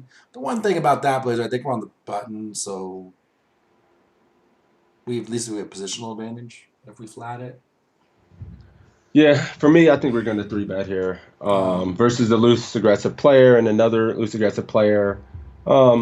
I think it's a little at the bottom to be flatting. If we're flatting this, we're flatting a very wide range, which I guess 160 big blinds deep is fine. But I would like to mix in some options here. Stone Life brings up a good point, too. This time we know there's a lag in the big blind, so if we flat here, we are likely to get squeezed more often than It's likely that one of these players squeeze as well. And I guess we don't mind playing it multi-way. We can just fold. But taking this, we're going to have nice coverage because we're going to be able to, once again, continue betting on some of the boards that are really good for our range. And now that boards come low, he's going to think, really doesn't hit us as much where we can just nail it. So I'm going to probably 3-bet against this.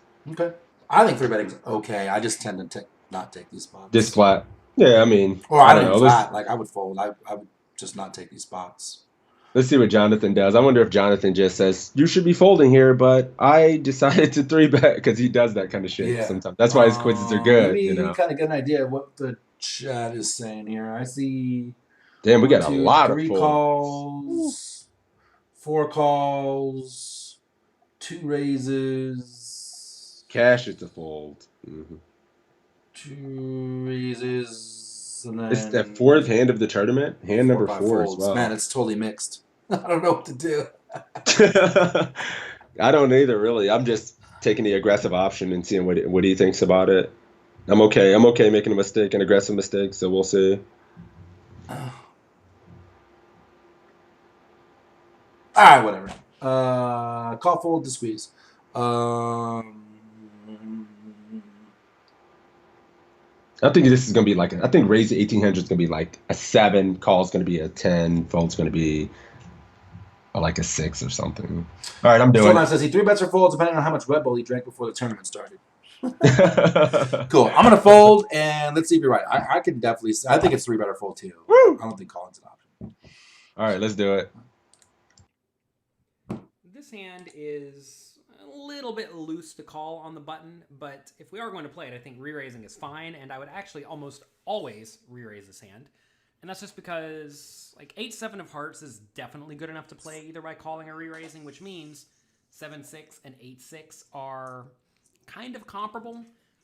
And for that reason, we're going to play them. And if they are kind of comparable but barely playable, you usually want to be using those hands as 3-bet bluffs. If we do 3-bet to 1,200 and our opponent 4-bets to 3,000 or 3,500, we can even call and see a flop in position due to being very deep stacked with a very disguised hand. So this is a great spot to 3-bet, and I'm going to do it pretty much every time to 1,200. I don't expect to have a whole lot of pre-flop fold equity, but that's fine. Our hand is great to 3-bet with. It's just a very, very solid candidate in a polarized 3-betting strategy. If we knew our opponent was going to 4-bet a lot, because that's just how they operate, I would not be 3-betting with this hand. I would probably just fold or call. Anyway, opponent checks the flop. We flop a flush draw. Should we check? Bet 1,000, bet 2,000, or bet 3,000.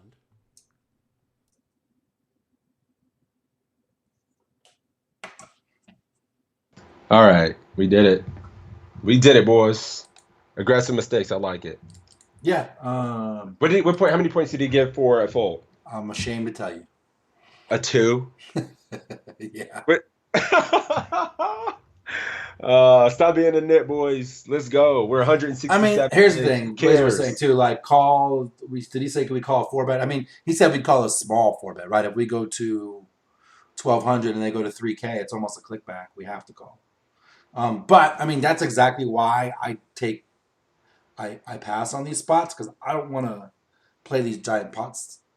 Even Oh, we love it though, because he's just gonna call and check fold more often, and we're gonna be able to win the pot in position in the 3-bet pot, and over the long run, just so often in these spots where these guys continue with too wider ranges and they make mistakes post flop and overfold when they should be calling. I agree with all so of that. exploitatively, we'll just we'll just rake in this position in the long run. So I love it. I think that I just get paid so much when people play shitty post flop with marginal hands. And we're in position. I pass on these marginal hands and building pots with these ones personally. We got the button, baby. Let's do it. We got the button. He's not scared. I mean, honestly, what's the worst that can happen? If we 3-bet and lose that pot, how many big blinds? We don't lose a lot, dude. No, but what happens is if we 3-bet, get 4-bet, and it's small enough where we have to call, and then we're gonna play a pot, and then there's a C-bet in there somewhere, or a turn bet, and now we're in this giant 15, 20. And then at the end of the day, you still have 120 bigs early in this tournament. You can do work with that. Yeah, but I mean, you can still come back from that. I mean, and if you win that pot, you're crushing. Maybe you stack the guy with something like this. Mm-hmm. We got to think of the positives of these situations, not only the monsters under the bed. I just think the chips I save are more valuable than chips I win. That is true. Early, I agree. But yeah, I mean, I get it. I got 2 points. Fuck. I got 7. It was only a 7 for 18. He likes 12 was a 10, of course. Ginger says she passes because she thinks her post flop play needs work, and she realizes that she's not as strong there as she wants to be yet, and so she passes these spots because she doesn't feel comfortable enough to play. I do think folding. I think folding was too low of a score. I think a fold should be like a 5, right? Sure, and I think if you think that you are going to have a hard time playing a hand like this post, then folding is absolutely better. Absolutely, yeah, for sure. But a loose aggressive player, some guy who's fucking raising every pot, playing aggressively, just I can find a better spot than this. I get it. But it says 2 points, what a net. 1K, 2K in my chat thus far. I see a bunch of 1Ks. What is the pot? Oh, 1K seems what's that, 40-ish? Okay. Blazer says 1K easy. Ginger says 1K. Wisco's 1K. Apocalypse 1K. Alex. Good morning, buddy. Cyrus, how you doing? 1K, and then somehow a bunch of eggplants. Don't ask. Poppy 1K. I'm down with 1K. Yeah, we're going to go 1K here. Yeah, whoops.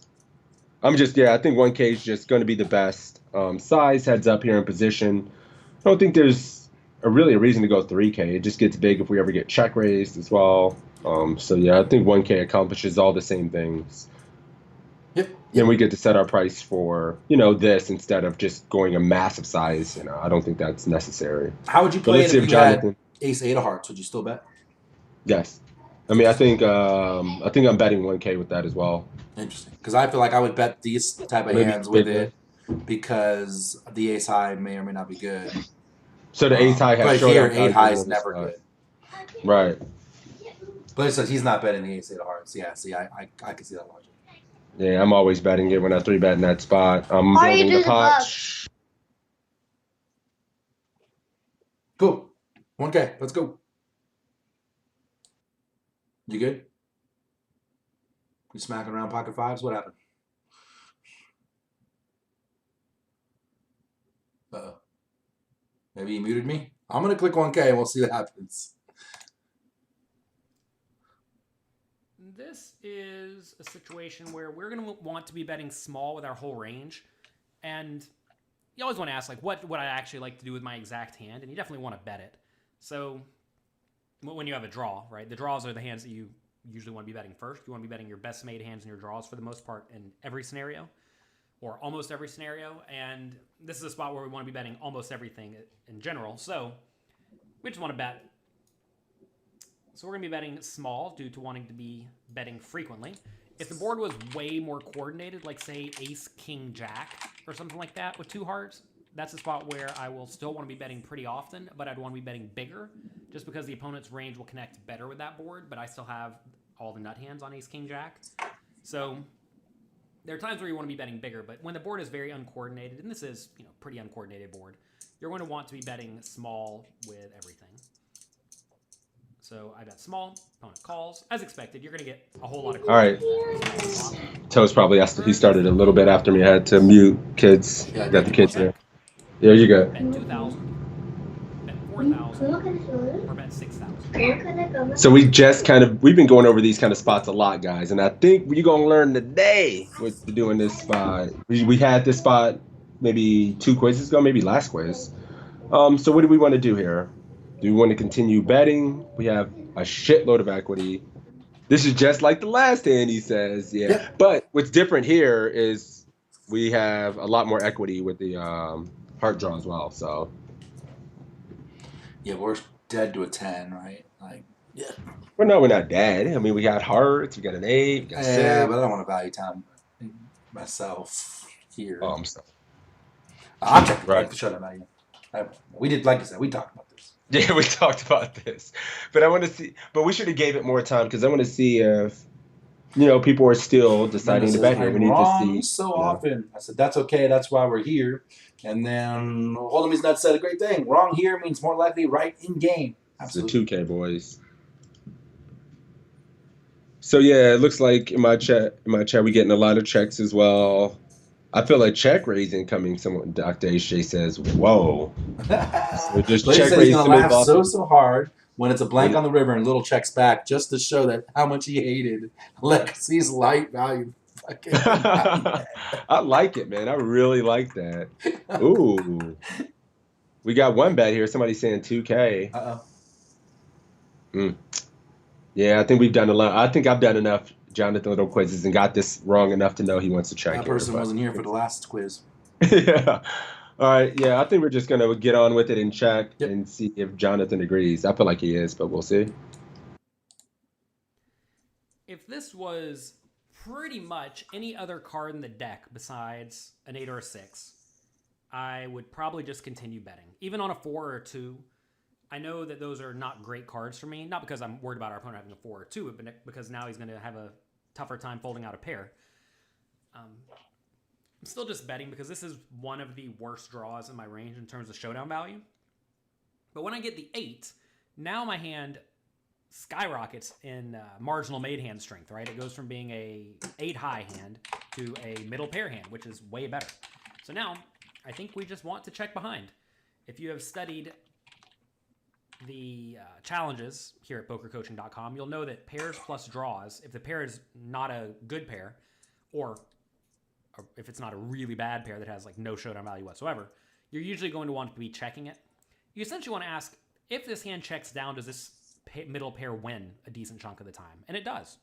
Also, a nice thing about checking is that it puts some flushes or flush draws in your checking range, because if you bet all of your flushes on the turn, or all your flush draws on the turn, what happens is when you check behind and a flush card comes, you just have no flushes in your range, whereas your opponent has a bunch, which is a bit of a problem. So you would much rather have some flushes when it arrives in your betting range and some flushes when it arrives in your checking range. And checking the flush draws that have the most showdown value allows that to happen.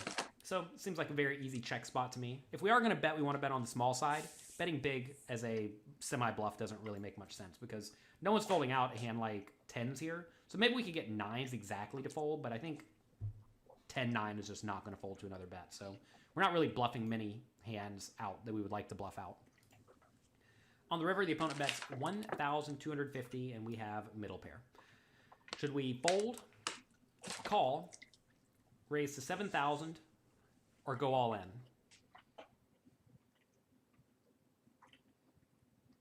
Interesting.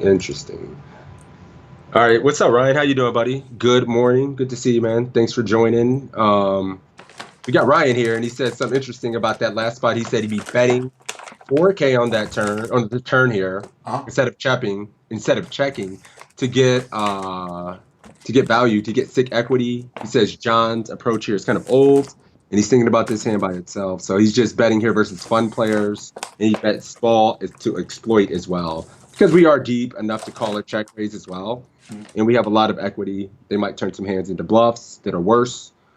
And bet larger. But versus an elite reg, we can use this as a high frequency bet and bet larger. Call versus fish and race is 7K versus okay, decent reg. Ooh. Mind blown. I love it, my dude. I love the different concepts in the, there's not only one way to play these situations. There's many ways to get max value, and we need to be thinking about those ways. So he thinks we can bet this turn here as well, especially this deep, and get value, sick value, since we're always calling a check raise as well, I presume. So I like it. That's a dangerous card, BQ says. Call versus fish or raise to 7K, Ryan would do. I don't think John said if this was a aggressive opponent or not here, I don't know if this is an opponent. He said, not aggressive, good or not. He said he's lagged, but he's not. He didn't specify. We don't know how good he is. Sure. Yeah. So it's hard to say if he's a fish or not. So I guess he's just going to lean on calling, just using this as the bluff catcher. Since I don't think he's going to expect to get called by worse or need to raise. Yeah, I'm just thinking what bunch of snappy calls. Yeah, I don't see 7K other than Ryan raising versus 7K versus Gareg. I think checking turn is a significant mistake. Sizing matters a lot versus different opponents, types, etc. Yeah, that's the thing here. We only know that he's loose aggressive, not super bad. You eating some cookies over there, bro? What is that? That is cookies. I know. Wrap me out. I didn't see what you're doing. I'm not even looking at your screen. You just know me too well that I have breakfast cookies. You too. I do.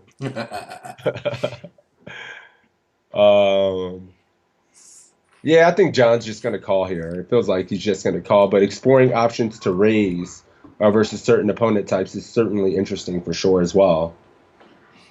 I would normally be calling here. My chat's going crazy with calls. Yeah. He says, so with only that info, he's just going to bet 2K. To turn. Oh, okay, I see what you're saying. Dunner says, sorry, I missed the last street. Had to make some money nearby. Yeah, on the turn, he decided to check back the turn after betting flop small. So he didn't double barrel here when he picked up the pair with the flush draw. We're not really allowed to raise here. We should have nutted hands.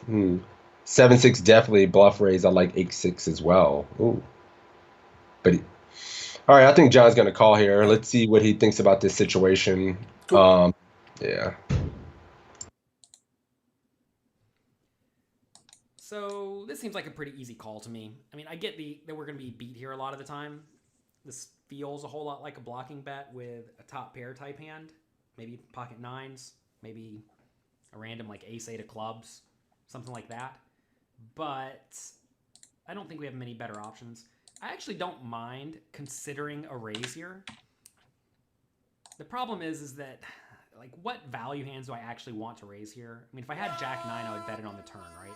If I had 9-6 suited, I would bet it on the turn. So would I want to raise with 8-7? I guess I'd want to raise 8-7. That makes some sense. I guess I'd want to raise with pocket sevens if I had that. It's not a whole lot of combinations of hands, though, right? So I don't think it makes sense to have much of a river bluffing range in terms of like number of combinations. Would I ever want to raise with just an overpair? Would I want to raise this small bet size with an overpair? And if we knew our opponent's small bet size was just very clearly a marginal made hand, like a 10, an 8, or a 7, or maybe a 4, then it clearly makes sense to raise with overpairs. The problem is I don't think we can know that, right? And for that reason, I think I'm probably just going to be inclined to call. You can't go too wrong calling when you need to be good 20% of the time, which is what it is here. Because we're putting in 1,200 to try to win 7,200, right? So we don't need to be good here very often at all. So I like a call. If we had less showdown value, I'd be more inclined to raise. But with this pair, I think that's good enough. And we do lose to ace-10, so that's a bit of a bummer.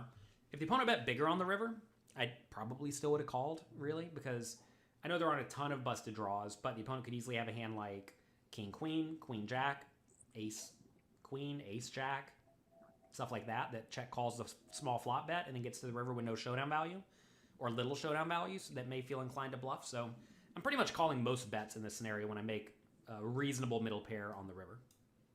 I know it looks a little bit sticky, maybe a little bit calling station-y, but I'm okay with that.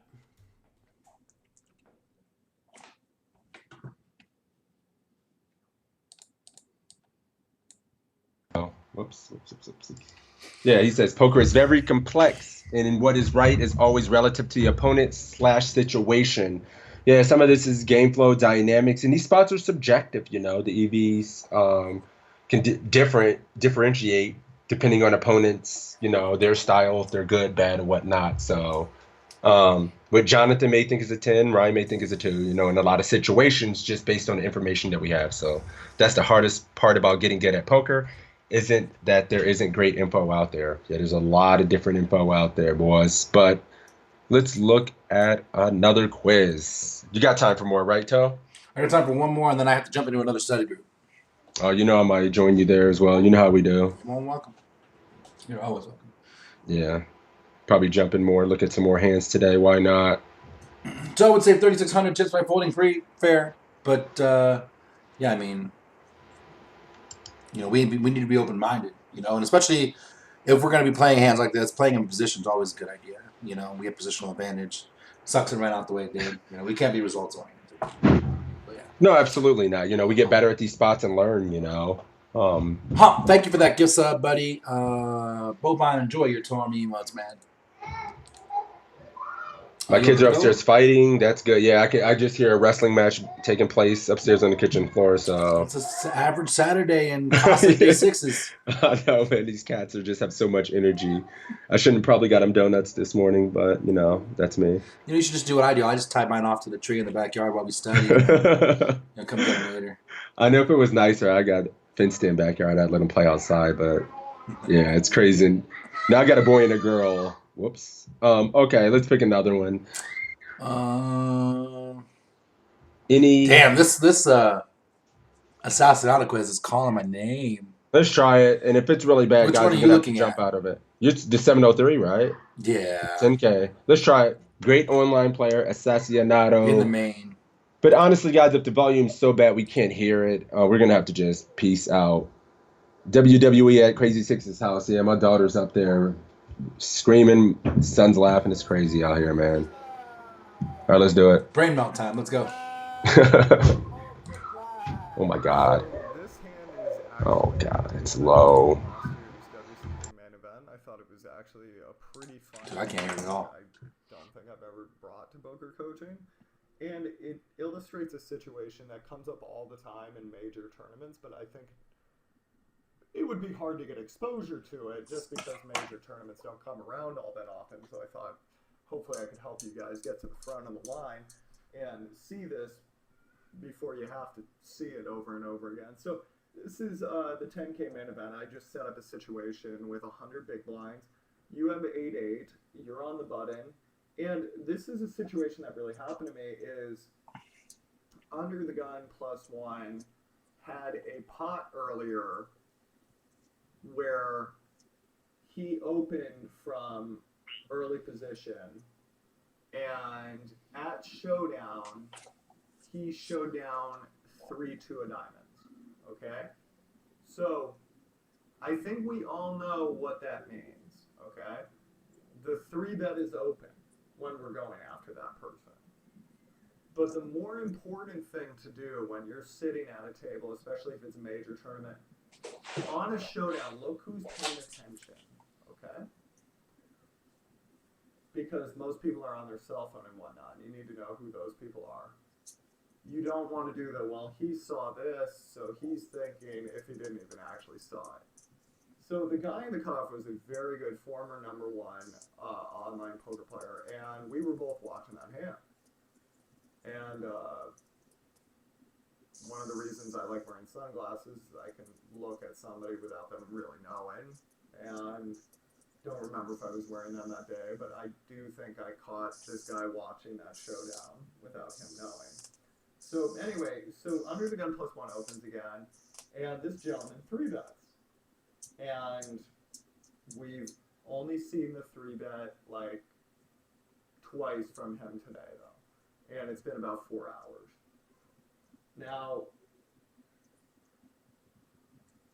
what would you like to do here pre-flop? Would you like to fold? Would you like to call? Would you like to raise to 1400? Or would you like to raise to 1800?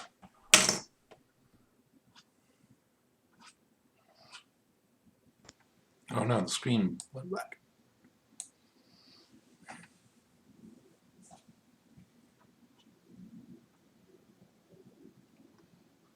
You got me on mute, Sixes?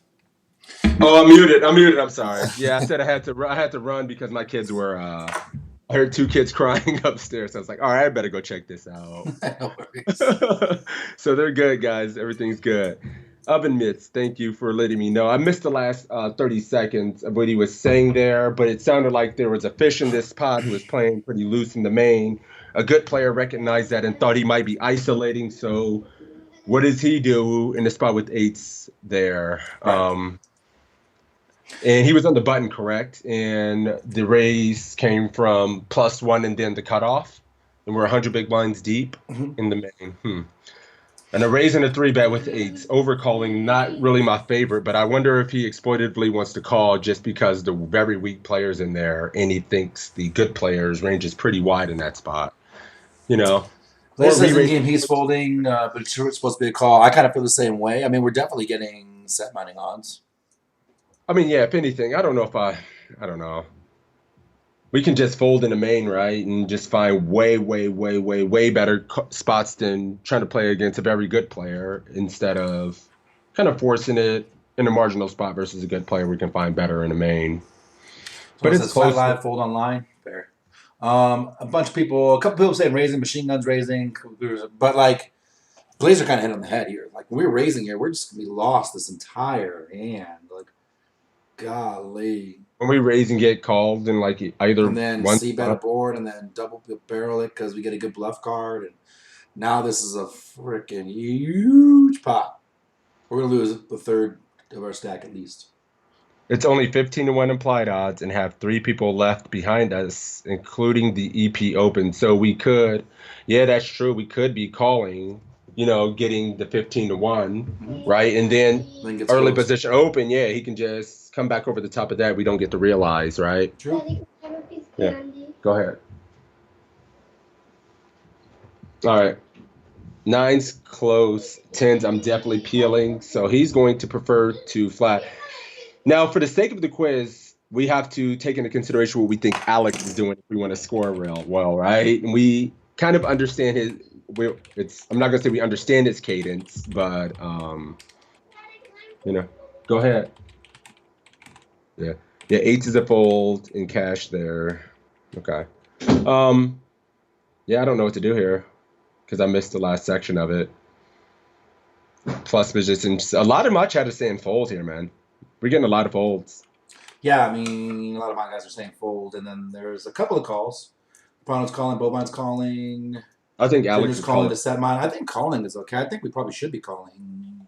I mean, given the info, and we have a very weak player who may not just squeeze in there if he's got shit like deuce 3 suited. Playing with him and playing versus a pretty wide ISO range as well.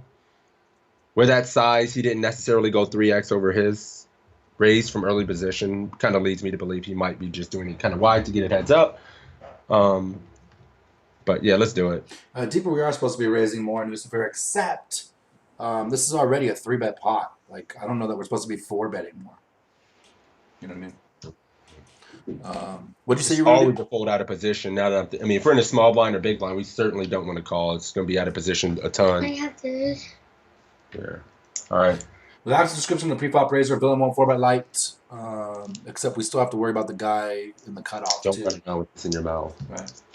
Right. Anyways, what'd you say you were doing? I'm gonna call. You're gonna call.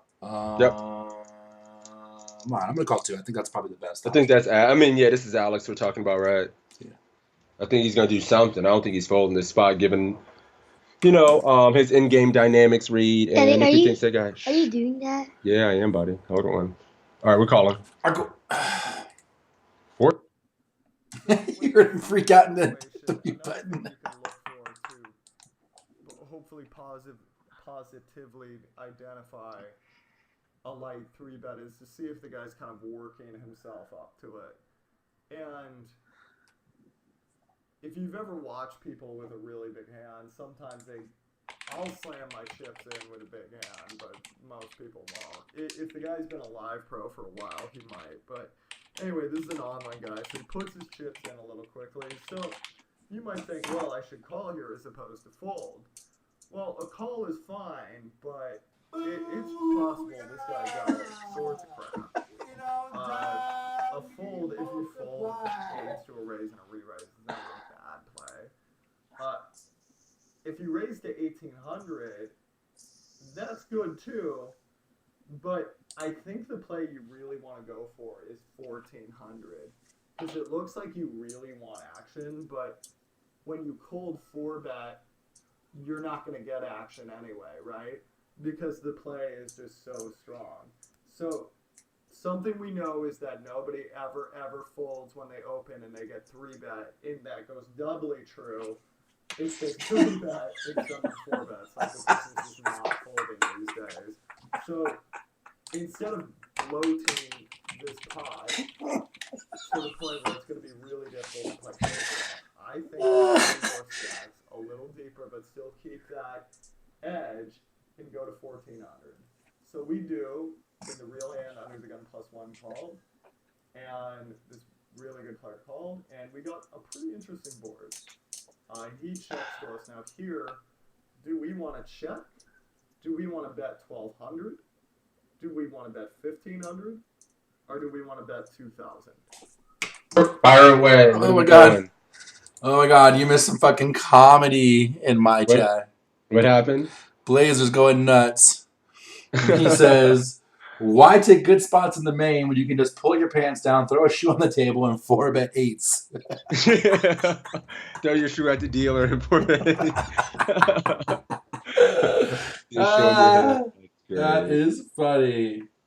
Yeah, we got it. Let's make it a 3 stack pot ratio in the main, so we have way less skill advantage. Yeah, I mean, I agree. It's Assassin Auto. He goes great. In a minute, buddy. And then he clicked it too, which is interesting.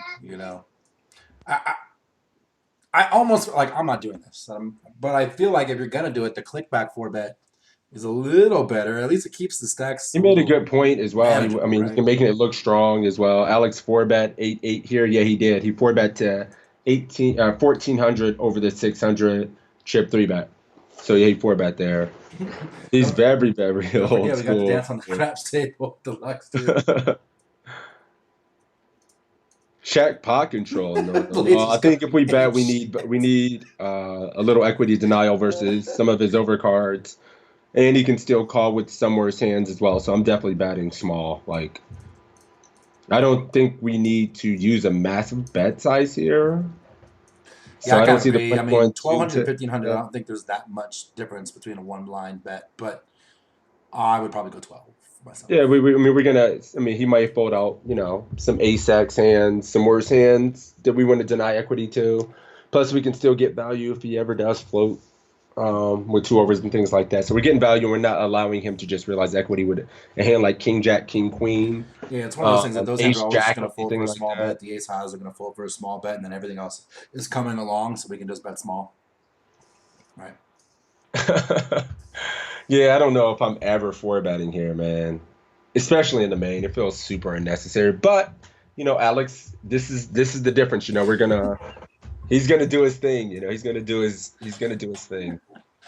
Oh, but he's so tilted. He's typing in all caps. 6-bet. Yeah, this is 2009. 4-bet, 5-bet, 6-bet battling. Max Heiselman 6-bet, ace-6 off versus Dave. Oh my God, I forgot about that. Ridiculous.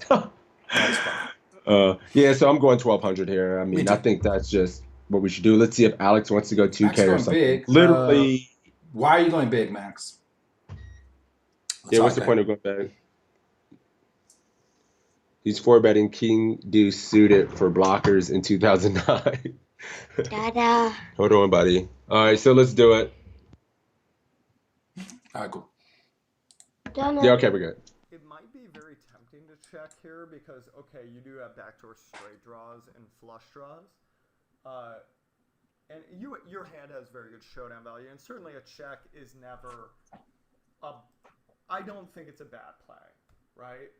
But I have a little bit of a bias in this situation, which is when I see a guy who got caught up 3-betting a little wide and now he's in a 4-bet pot, usually that person is looking for a reason to fold. So if you said bet 1,200, I know 1/3 pot size bets are all the rage, but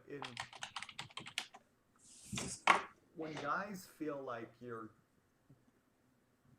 look, there is nothing. A friend of mine has this phrase: "There's nothing more costly, more expensive on earth than the male ego," right? And I just don't think it's a good idea to tempt it in no limit hold'em. If you bet really small into a pot, you and I know that could be strength, but a lot of people feel like, oh my God, he's just saying I can't play. He's just betting so small, he thinks I'll fold to anything. And people have very weird reactions to that, right? Now, if you said bet 1,500, I think that's totally fine. I think this is a beautiful board for it. You only have one card above a 9.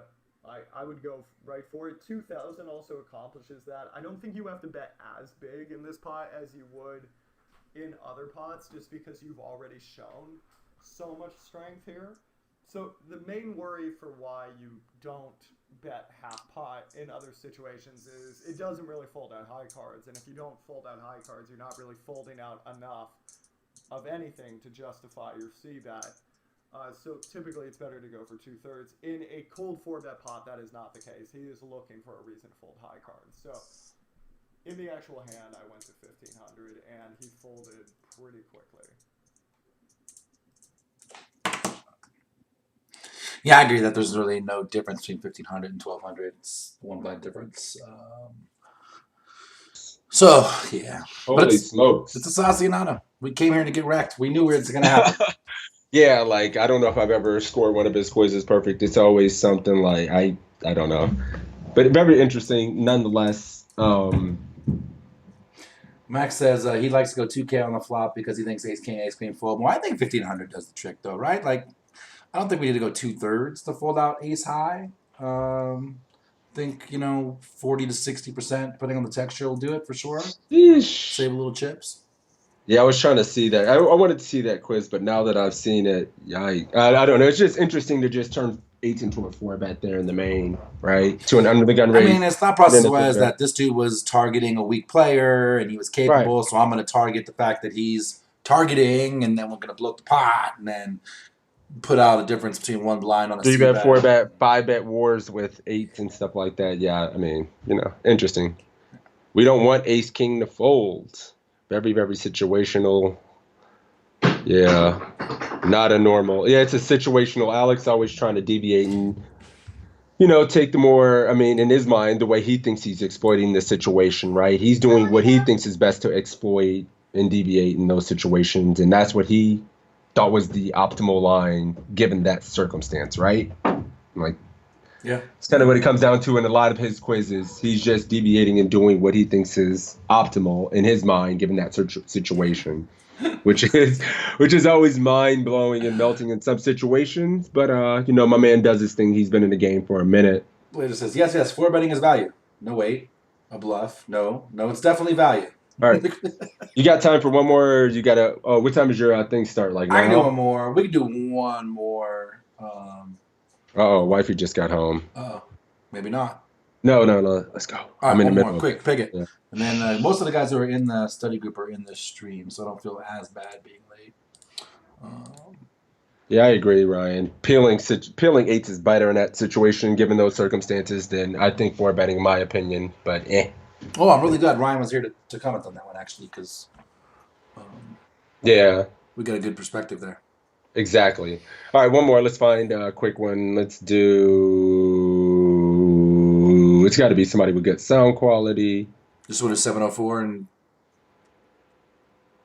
3.5K shock tall with the queen four diamond. Any eagle claws? Oh, it's too late. We'll find the eagle claw. We got to find the eagle claw. 676. We already did it. Oh, we already did an eagle claw hand. Yeah, we got to do another one. I'm gonna look through all of them and see one day. All right, the eagle claw, the 7-4 of heart or 7-4 suited. All right, I'm clicking 704 now.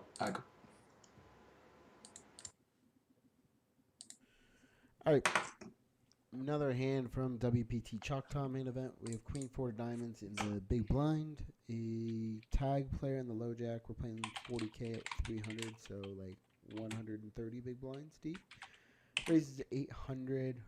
Queen 4 diamonds. Should we fold, call, re-raise to 2,800, or re-raise to 4,000? PZ Japanese. What are we doing? What's up, chat? What are you guys doing here? Anybody? I missed the action. Just a raise in nasty? middle position. That's all. That's Yeah. all we know. Yeah, just an open from MP or the low jack.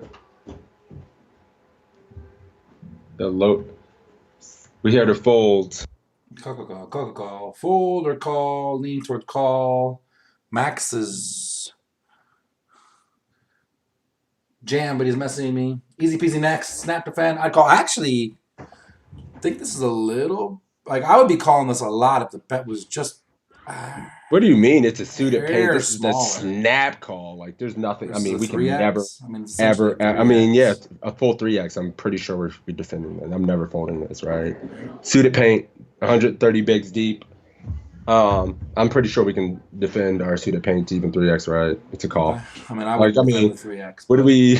You wouldn't call? Not for 3. And like much. Like a little. If you went 700, I'm calling. 800, I'm like, yeah, I'm probably. I'm calling probably up to 3X. If he goes 3X, I'm probably just folding out of position. Call. Yeah, it's a snap call. Very, very clear call here. I think that's the only option. The only reason I would ever fold here is if I wasn't comfortable playing post flop. If you aren't confident in your post flop skills, you can make a fold here. But in general, this is a clear defend. Be calling with pretty much every suited hand here. And then 3 betting range would be like jacks plus, ace king, probably ace queen suited. You can maybe mix in. Got to do the shout out there. Who's your tech? Thank you for the follow. Suited connectors like 5, 6, 7, 6, 8, 7 suited. And then like some like jack 10 suited, queen 10 suited. Uptown, thank you for the follow as well. Maybe, and then like ace 9, ace 5 suited type hands. Mix in a few 3 bets there. Those are the types of hands I'd be 3 betting. King 6-3 with a diamond. We check as always, and the low jack checks behind, which is kind of weird. Low jack here should just be pure C betting this pot for like a third. He should be betting like 700 here with his whole range on this board texture. 7 of clubs on the turn. When he checks back, well, let's go to the quiz first, then we'll talk about what I think his check back range is, so you can include that in your answer. So, do you check, bet 600, bet 1,200, or bet 2,400?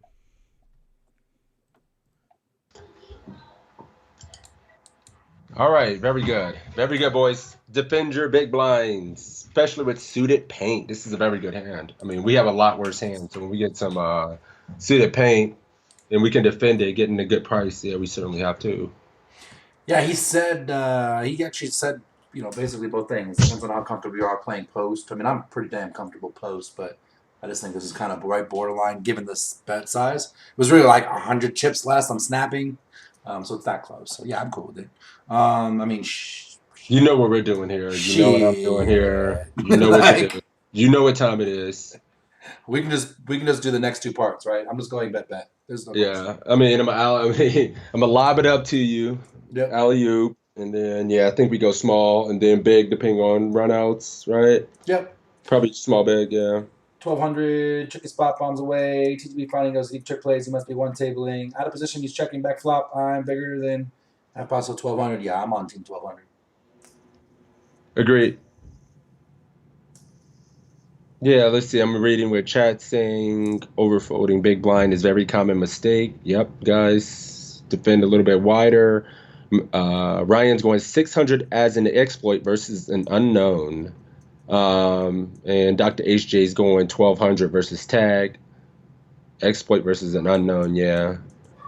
A guy that just might play his hand straightforwardly and just start overfolding like ace highs in this spot, right? Mm-hmm. Just under defending, and you will see that. So there's going to be people not defending correctly or appropriately in this spot with some of their range. Also, when he checks back the flop, he has far less kings in his range, and we still have all the kings in our range. So I'm literally just going bet, repping the king. And then if he's got King like six, pocket eights, pocket fives, something weird like that, he's probably going to float this with a gutter. But he's probably not going to be able to call the river bet if I go big enough. Right. Ryan says he actually wants to go 800 or 900 to go like 40% pot here. I actually love that. I think I would go 800 and then bomb rivers. Yeah, we have a would just lot all-in more bet, of a normal 40%. I don't usually go 30% in this spot. Yeah, I'm usually a 40, 60, right? And then rivers, we can find some overbets on very good runouts for our, where we're going to have in a big blind as well. So maybe, we're definitely bombing it if a 5 comes, an 8, right? Clubs. So we have a lot of cards we can use. I'm literally probably betting any card. 10. I'm literally just going bet 4, regardless of the runout. Right. I'm probably not betting a queen, and I'm probably betting a 4. Extra chips, leverage is better. So do we want to use a small sizing here? I would go 800, and then there would be like 4K out there. So I would go 800, like 2,700 to 3K. That'd be my bet sizes for the next 2 streams. Fallon says, I don't know. I guess I feel like I'm going to go bigger, planning to bomb a lot of rivers, and I want the story to make sense. So you think if we use the big size here, we would use that size with a lot of our strong value hand range, and then do it again on the river as well. Yeah, we can definitely value bet a river queen as well with some hands. Yeah, we can definitely. Oh, if we hit a queen, yeah, we can value bet it. Because hands like jacks and tens that might check a check back line would call. Eights certainly might as well. Wait a minute.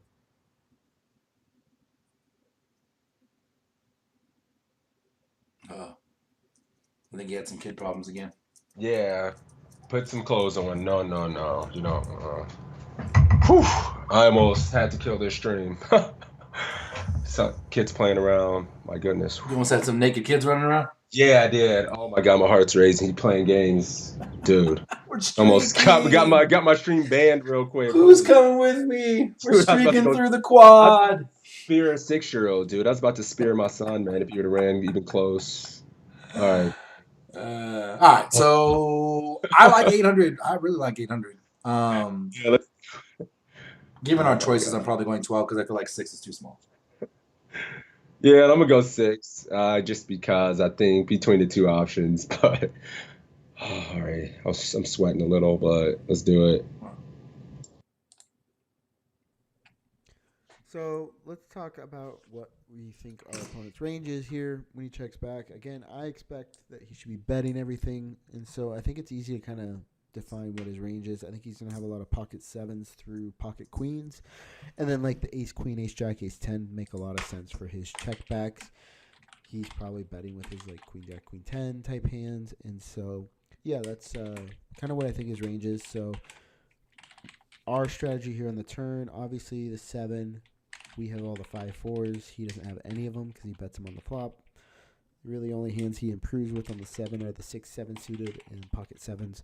So I like using either the really big bet or the check. So we should be checking a lot here, and then betting 2,400 with the hands we want to bet with, because pretty much every king here is the nuts. So like almost every king here we can just blast away pot, and then all our like 2 pairs, flush draws, straight draws, those type of hands. This hand is pocket with a queen. We block his strongest check back with his like pocket queens, and then but we don't block his like ace queen of clubs, ace jack of clubs. So we're still gonna be checking here mostly. If I had a club in my hand, I think I would really want to bet this for 2,400. But without a club, we can max either bet 24 or check. But big key here is you want to use the big size, because we're going to want to polarize here. We don't have a ton of incentive for betting a 7 here because he has so much 8s through queens. And so we're basically betting like king X plus here, and going large. I bet 1,200, which I don't like. I think that is a mistake. Opponent calls. 3 of hearts. Should we check? Bet 15, bet 3,000, or bet 5,000?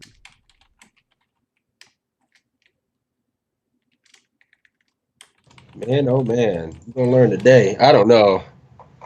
That was interesting, dude. I don't know. I mean, We'll say I don't. mixed frequencies. Yeah, I mean, I As don't know if I like. played. He said he wanted to go 2,400 on the turn or check. Kind of perplexing, dude. Yeah. I mean, well, we said this before. I love Matt, and a lot of times I agree with him. But there are moments in his game where he goes nitty on me. I think this is one of those spots. Yeah, I mean, I definitely. You think crack the door for the exploit. I'm just going bet. I don't care. versus a tight aggressive player who's going to be overfolding, right? Yeah, and the argument is he's he's always afraid going to of. call the turn bet because, like, I agree. Like the check back has a lot of showdown, right? So it's He eights caps through his queens, range for the most part as eights well, through right? queens, basically, right? And so those are going to always call the turn bet, but those things are never going to call the river call. So I get value from those hands that I know are not calling the river very much, especially if I size appropriately. Yeah, I mean, I think this is a tight aggressive player who's going to be overfolding things. He's capped his range with a check. We have a lot of 2 pairs, king, X. I mean, we can just go bet a lot. When a player like this, who we may not view as a very strong player, who's going to be balanced in this spot. Yep. So, yeah, I mean. Like, I don't even need cards here. Like, I could have 1 card. It doesn't have to be connected to the board. I'm still going bet. No, the turn bet isn't about getting folds. No, I don't think it's about getting the fold. No. Don't expect to get folds, but I don't get a fold on the river a lot. Either. Yeah, we're going to get a lot of runouts. It's about winning on most rivers exactly. Like, there's going to be so many rivers that run out really good for us, that are better for our range than some of the 1 pair's hands he's going to have a lot. So, yeah. Ryan says, this river is a check now because we don't... Because we don't bet a 3x a lot. So we don't continue bluffing. Interesting. I didn't hear that. Say it again. Oh no, Ryan says this river is a check, and I'm just thinking we're checking here because now it's harder because now easy. 8s are never folding, 9s are never folding, 10s are never folding. Yeah, I mean, I guess if we are betting, we'll probably go. Should we overbet? Everything bricked as well. Yeah, straight draws, flush draws. Sure. And we're just kind of polarized to just having a 3x. A king X probably wouldn't bet big. I guess we can go a king. God, he has just very easy hero calls, right? He has a very easy bluff catchers, I should say, in a lot of situations. Anybody betting out there? What do you guys like? Ryan check. Going to the bet line. Stone Life says, y'all getting reverse exploited by me because the check back for showdown is never folding to the barrels. Sure. Sure. Q says check fold. Now I'm trying to think of what I think is best, and then I'm trying to think of getting the highest score and what is Matt gonna do? Oh, I don't really care about that. I just try to do what I think is best and see how it stacks up, and then make adjustments. When I play next. But here the question is, what about an overbet? I think at low stakes, the overbet will work well. I don't know about a $3,500 live event. Yeah, 3.5K when a guy just might bluff catch here all day. Yeah, those start to get better players. Like if this was a $1,000 buy-in live event, you still have a lot of the weaker players. But at a 3,500, I just think they're slightly more competent. You know what I mean? Right. All right. Well, I'm going with Coach here and checking. I bet 5 to 6K here with the king. Bet small with the 6 or 7X. Okay. But in this case, he's just going to check. Dunner's going 5K. I feel he folds if we go 5K. Dr. HJ says, okay. Do we go 5K with our king X here? 5, 6K? Yeah, we do, huh? I would have bet the turn. That's the way he plays it. Right. So I probably wouldn't be here with very much king X. Because you would have bet turn. But with the nuts, let's go. He is bet turn. Yeah, I mean, I would have bet low stakes here for sure. I'd go like 5,500 and take it down 1,000,000 times over. But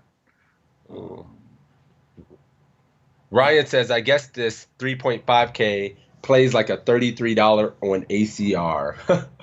From a man who's played more of these than all of us. I mean, if that's the case, then I'm overbetting because Because it's gonna I work. play a lot of $33, $33 on right? ACR. Right, and it would work there for sure, right? All right, I'm going to think Matt's going to keep bluffing. Yeah. He hasn't bluffed yet. Not keep bluffing. He didn't bet the turn. He bet 1,200 on the turn. No, he didn't. I bet 1,200. He checked. Oh, damn, that's right. Yikes. Well, with him checking, I don't see him just randomly turning this into a bluff now. But maybe he does. Doubt it. Yeah. All right, let's do it. What am I doing? I'm gonna bet 3,000, split the difference, and see what he says. I'm not sure where I'm at in this hand now. He got me lost. He got me lost as well. It's so interesting that he didn't just use this turn as a good bluff. So. Oh, he bet and said it was a mistake. Did I miss that? Yeah, I thought he bet 1,200. That's why I was a little confused. Yeah, he went 1,200. No, he said, but he bet on the turn and didn't like it. That's right. I missed it. Okay, I missed it. I'm sorry. So he's going to keep bluffing, right? Yeah. So cool. I'm even more so. I'm going 3,000. All right. I'm going to check. Cool. I'm going to go with Coach and see what he says. Likes to check. So our opponent called the turn bet. I think we should have the same strategy here on the river. We should either be checking or betting large. So check or bet 5,000 are the two best options because we're going to be polarizing again to the same King X plus range. We have a ton of draws that miss. We missed all the club draws and straight draws missed. So we need to be very selective of which types of hands that we're going to bluff with. Otherwise, we'll be over bluffing here. So in terms of blockers, our hand, like we still block pocket queens. I'm not too worried about a 3. He has 2 combos of ace-3 suited. That's about it. We don't have a club in our hand, which is good now because, say, he had Jack 10 of clubs or Queen Jack of clubs, Queen 10 of clubs, Ace 8 of clubs. All those hands we just can bet and get instant folds from. But let's remember, this is live poker. People don't fold very much. And I just don't expect this guy to fold like 10s or jacks, even to the 5K bet. So what I remember I did in real time is I think the 5K bet is a perfectly fine option. We just have to be careful with what hands we do it with. And checking is a good option. In real time, I said I was going to bet 20% of the time here with this hand and check 80% because and so not blocking clubs was a good thing. So I looked at what I do in live person. What in that situation is I look up at the clock at the second digit, and I think it was like a 3 or something. So 3 out of 10 is the low end. I would have bluffed if it was a 9 or an 8. And so yeah, we went ahead and checked. He bet 4,000. We have an easy fold. He could have checked back a hand like kings possibly, or pocket 7s is possible, or just making a thin value bet with queens or jacks. So yeah, pretty, other than we needed to bet bigger on the turn, but kind of a standardish hand. All right, guys.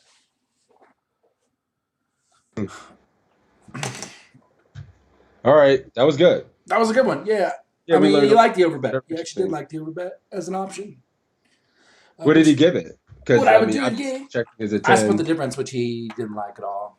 But yeah. Right. That was good, guys. Thank you guys for joining. Ryan says 1,200 on the turn is better than checking 100 because his options on the turn were 6, 12, and 18. So he thought he should have went even bigger on the turn. Interesting. Says raise the river bet. That could be fun. Check rates of 13K. Not with this combo, but maybe. A hand like 8-9 no club is our best river bluff option. You can go 5K with it because we unblock all the club draws he can get there with as well. Yeah, I get it. Good shit. Thank you, buddy. Can you talk a little bit about the pay options on pokercoaching.com? Is that what you're referring to? BQ? Yeah, so there's a premium. Shoot, I don't know how much. Know what that stuff costs. Yeah, I mean, I'm not exactly sure. There's a premium membership, and then there is a basic membership as well. I believe the premium is, what, 100 a month? I'm trying to look it up right now. And then the other option is 30 or something. Yeah, Toe's going to let us know. Oh, shoot. Chip King, thank you for that follow. That was a minute ago, buddy. I really appreciate it. And if you're new to the channel or you're in Toe's channel, give us a follow, guys. We love the game. We do our best. We study a lot. And, yeah, we Try to play a lot as well. Try to help you guys out. Actually, here once you get out of here, we're probably gonna. I'm gonna jump in that group with you guys today since I got some time. Awesome. Nice. Yeah. So Thank you, BQ.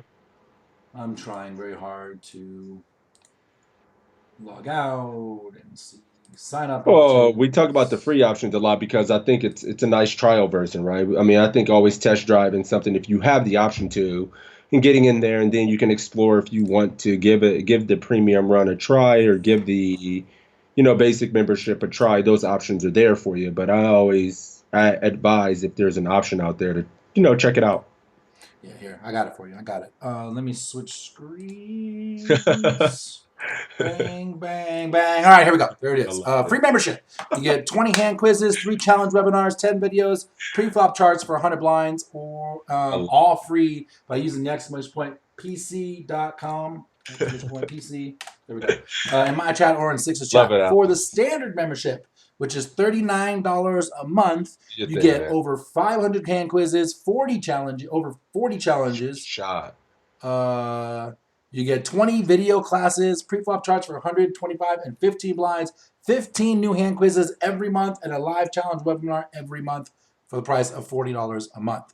If you want to go absolute super premium, that's $100 a month. That is 500 hand quizzes, 400 challenge webinars, 150 video classes, pre-flop charts, 15 new hand quizzes a month, live challenge webinars every month, 15 coaching webinars, 2 live coaching webinars every month, 2 new video classes every month, and bonus cash game masterclass. So there you go. It's on the screen right now. There you go, guys. As Toe said, get in there, check it out. Ryan, thanks for joining today, my man. Alex, thanks for being here as well. Peace out. BQ. So how do you want to do it? Did you run it last week? I don't know who won or what, I wasn't really keeping score. I kind of got caught up in everything else. But I can run it if you want this week, if it's easier that way. Sure. Guys, we're going to do a giveaway. I'll probably send it on PayPal. I'm not going to send it on the site. So if you win the giveaway, make sure to whisper me your PayPal account. I got you. Yeah, man. Thanks for joining today. I really appreciate that as always, man. Yeah, super fun. Make sure you catch both me and Sixes. We'll be live streaming tomorrow on a little bit of a delay. We'll be playing all the big Sunday stuff. I'm speaking for you. I'm assuming you're playing tomorrow, right, buddy? Yep. Cool. And so make sure you check out that. Like I said, I record all these. I put them on the YouTube channel. If you want to catch up on what you may have missed, ask any questions there, or catch up on any of these we've ever done. This is volume 16 or 17 now that we've done. You can watch all of those. And if you have any questions for me, any questions for Sixes, just reach out there. I'll make sure he gets you and comes on and answers them. I'll get him. Yeah, right on. And yeah, that's it. Exclamation point PC in the chat. Thanks for everything. Yeah. Oh, tier 2 and tier 3 subs. We're gonna have our study group right now. So I'm gonna use the bathroom while Sixes is running the. Yeah, I'll do the giveaway. And I'm setting it up now. If any of you guys are tier 2 and tier 3 subs and you have not hit me up on Skype, hit me on Skype, GodsBigToe, and I will add you. And we'll go from there. Cool. And that's it. Cool. I'm gonna throw you the host. All right, sounds good. Thank you, man. I'll catch you in a few, buddy. All right, buddy. Yep. What's up, everyone? Thank you guys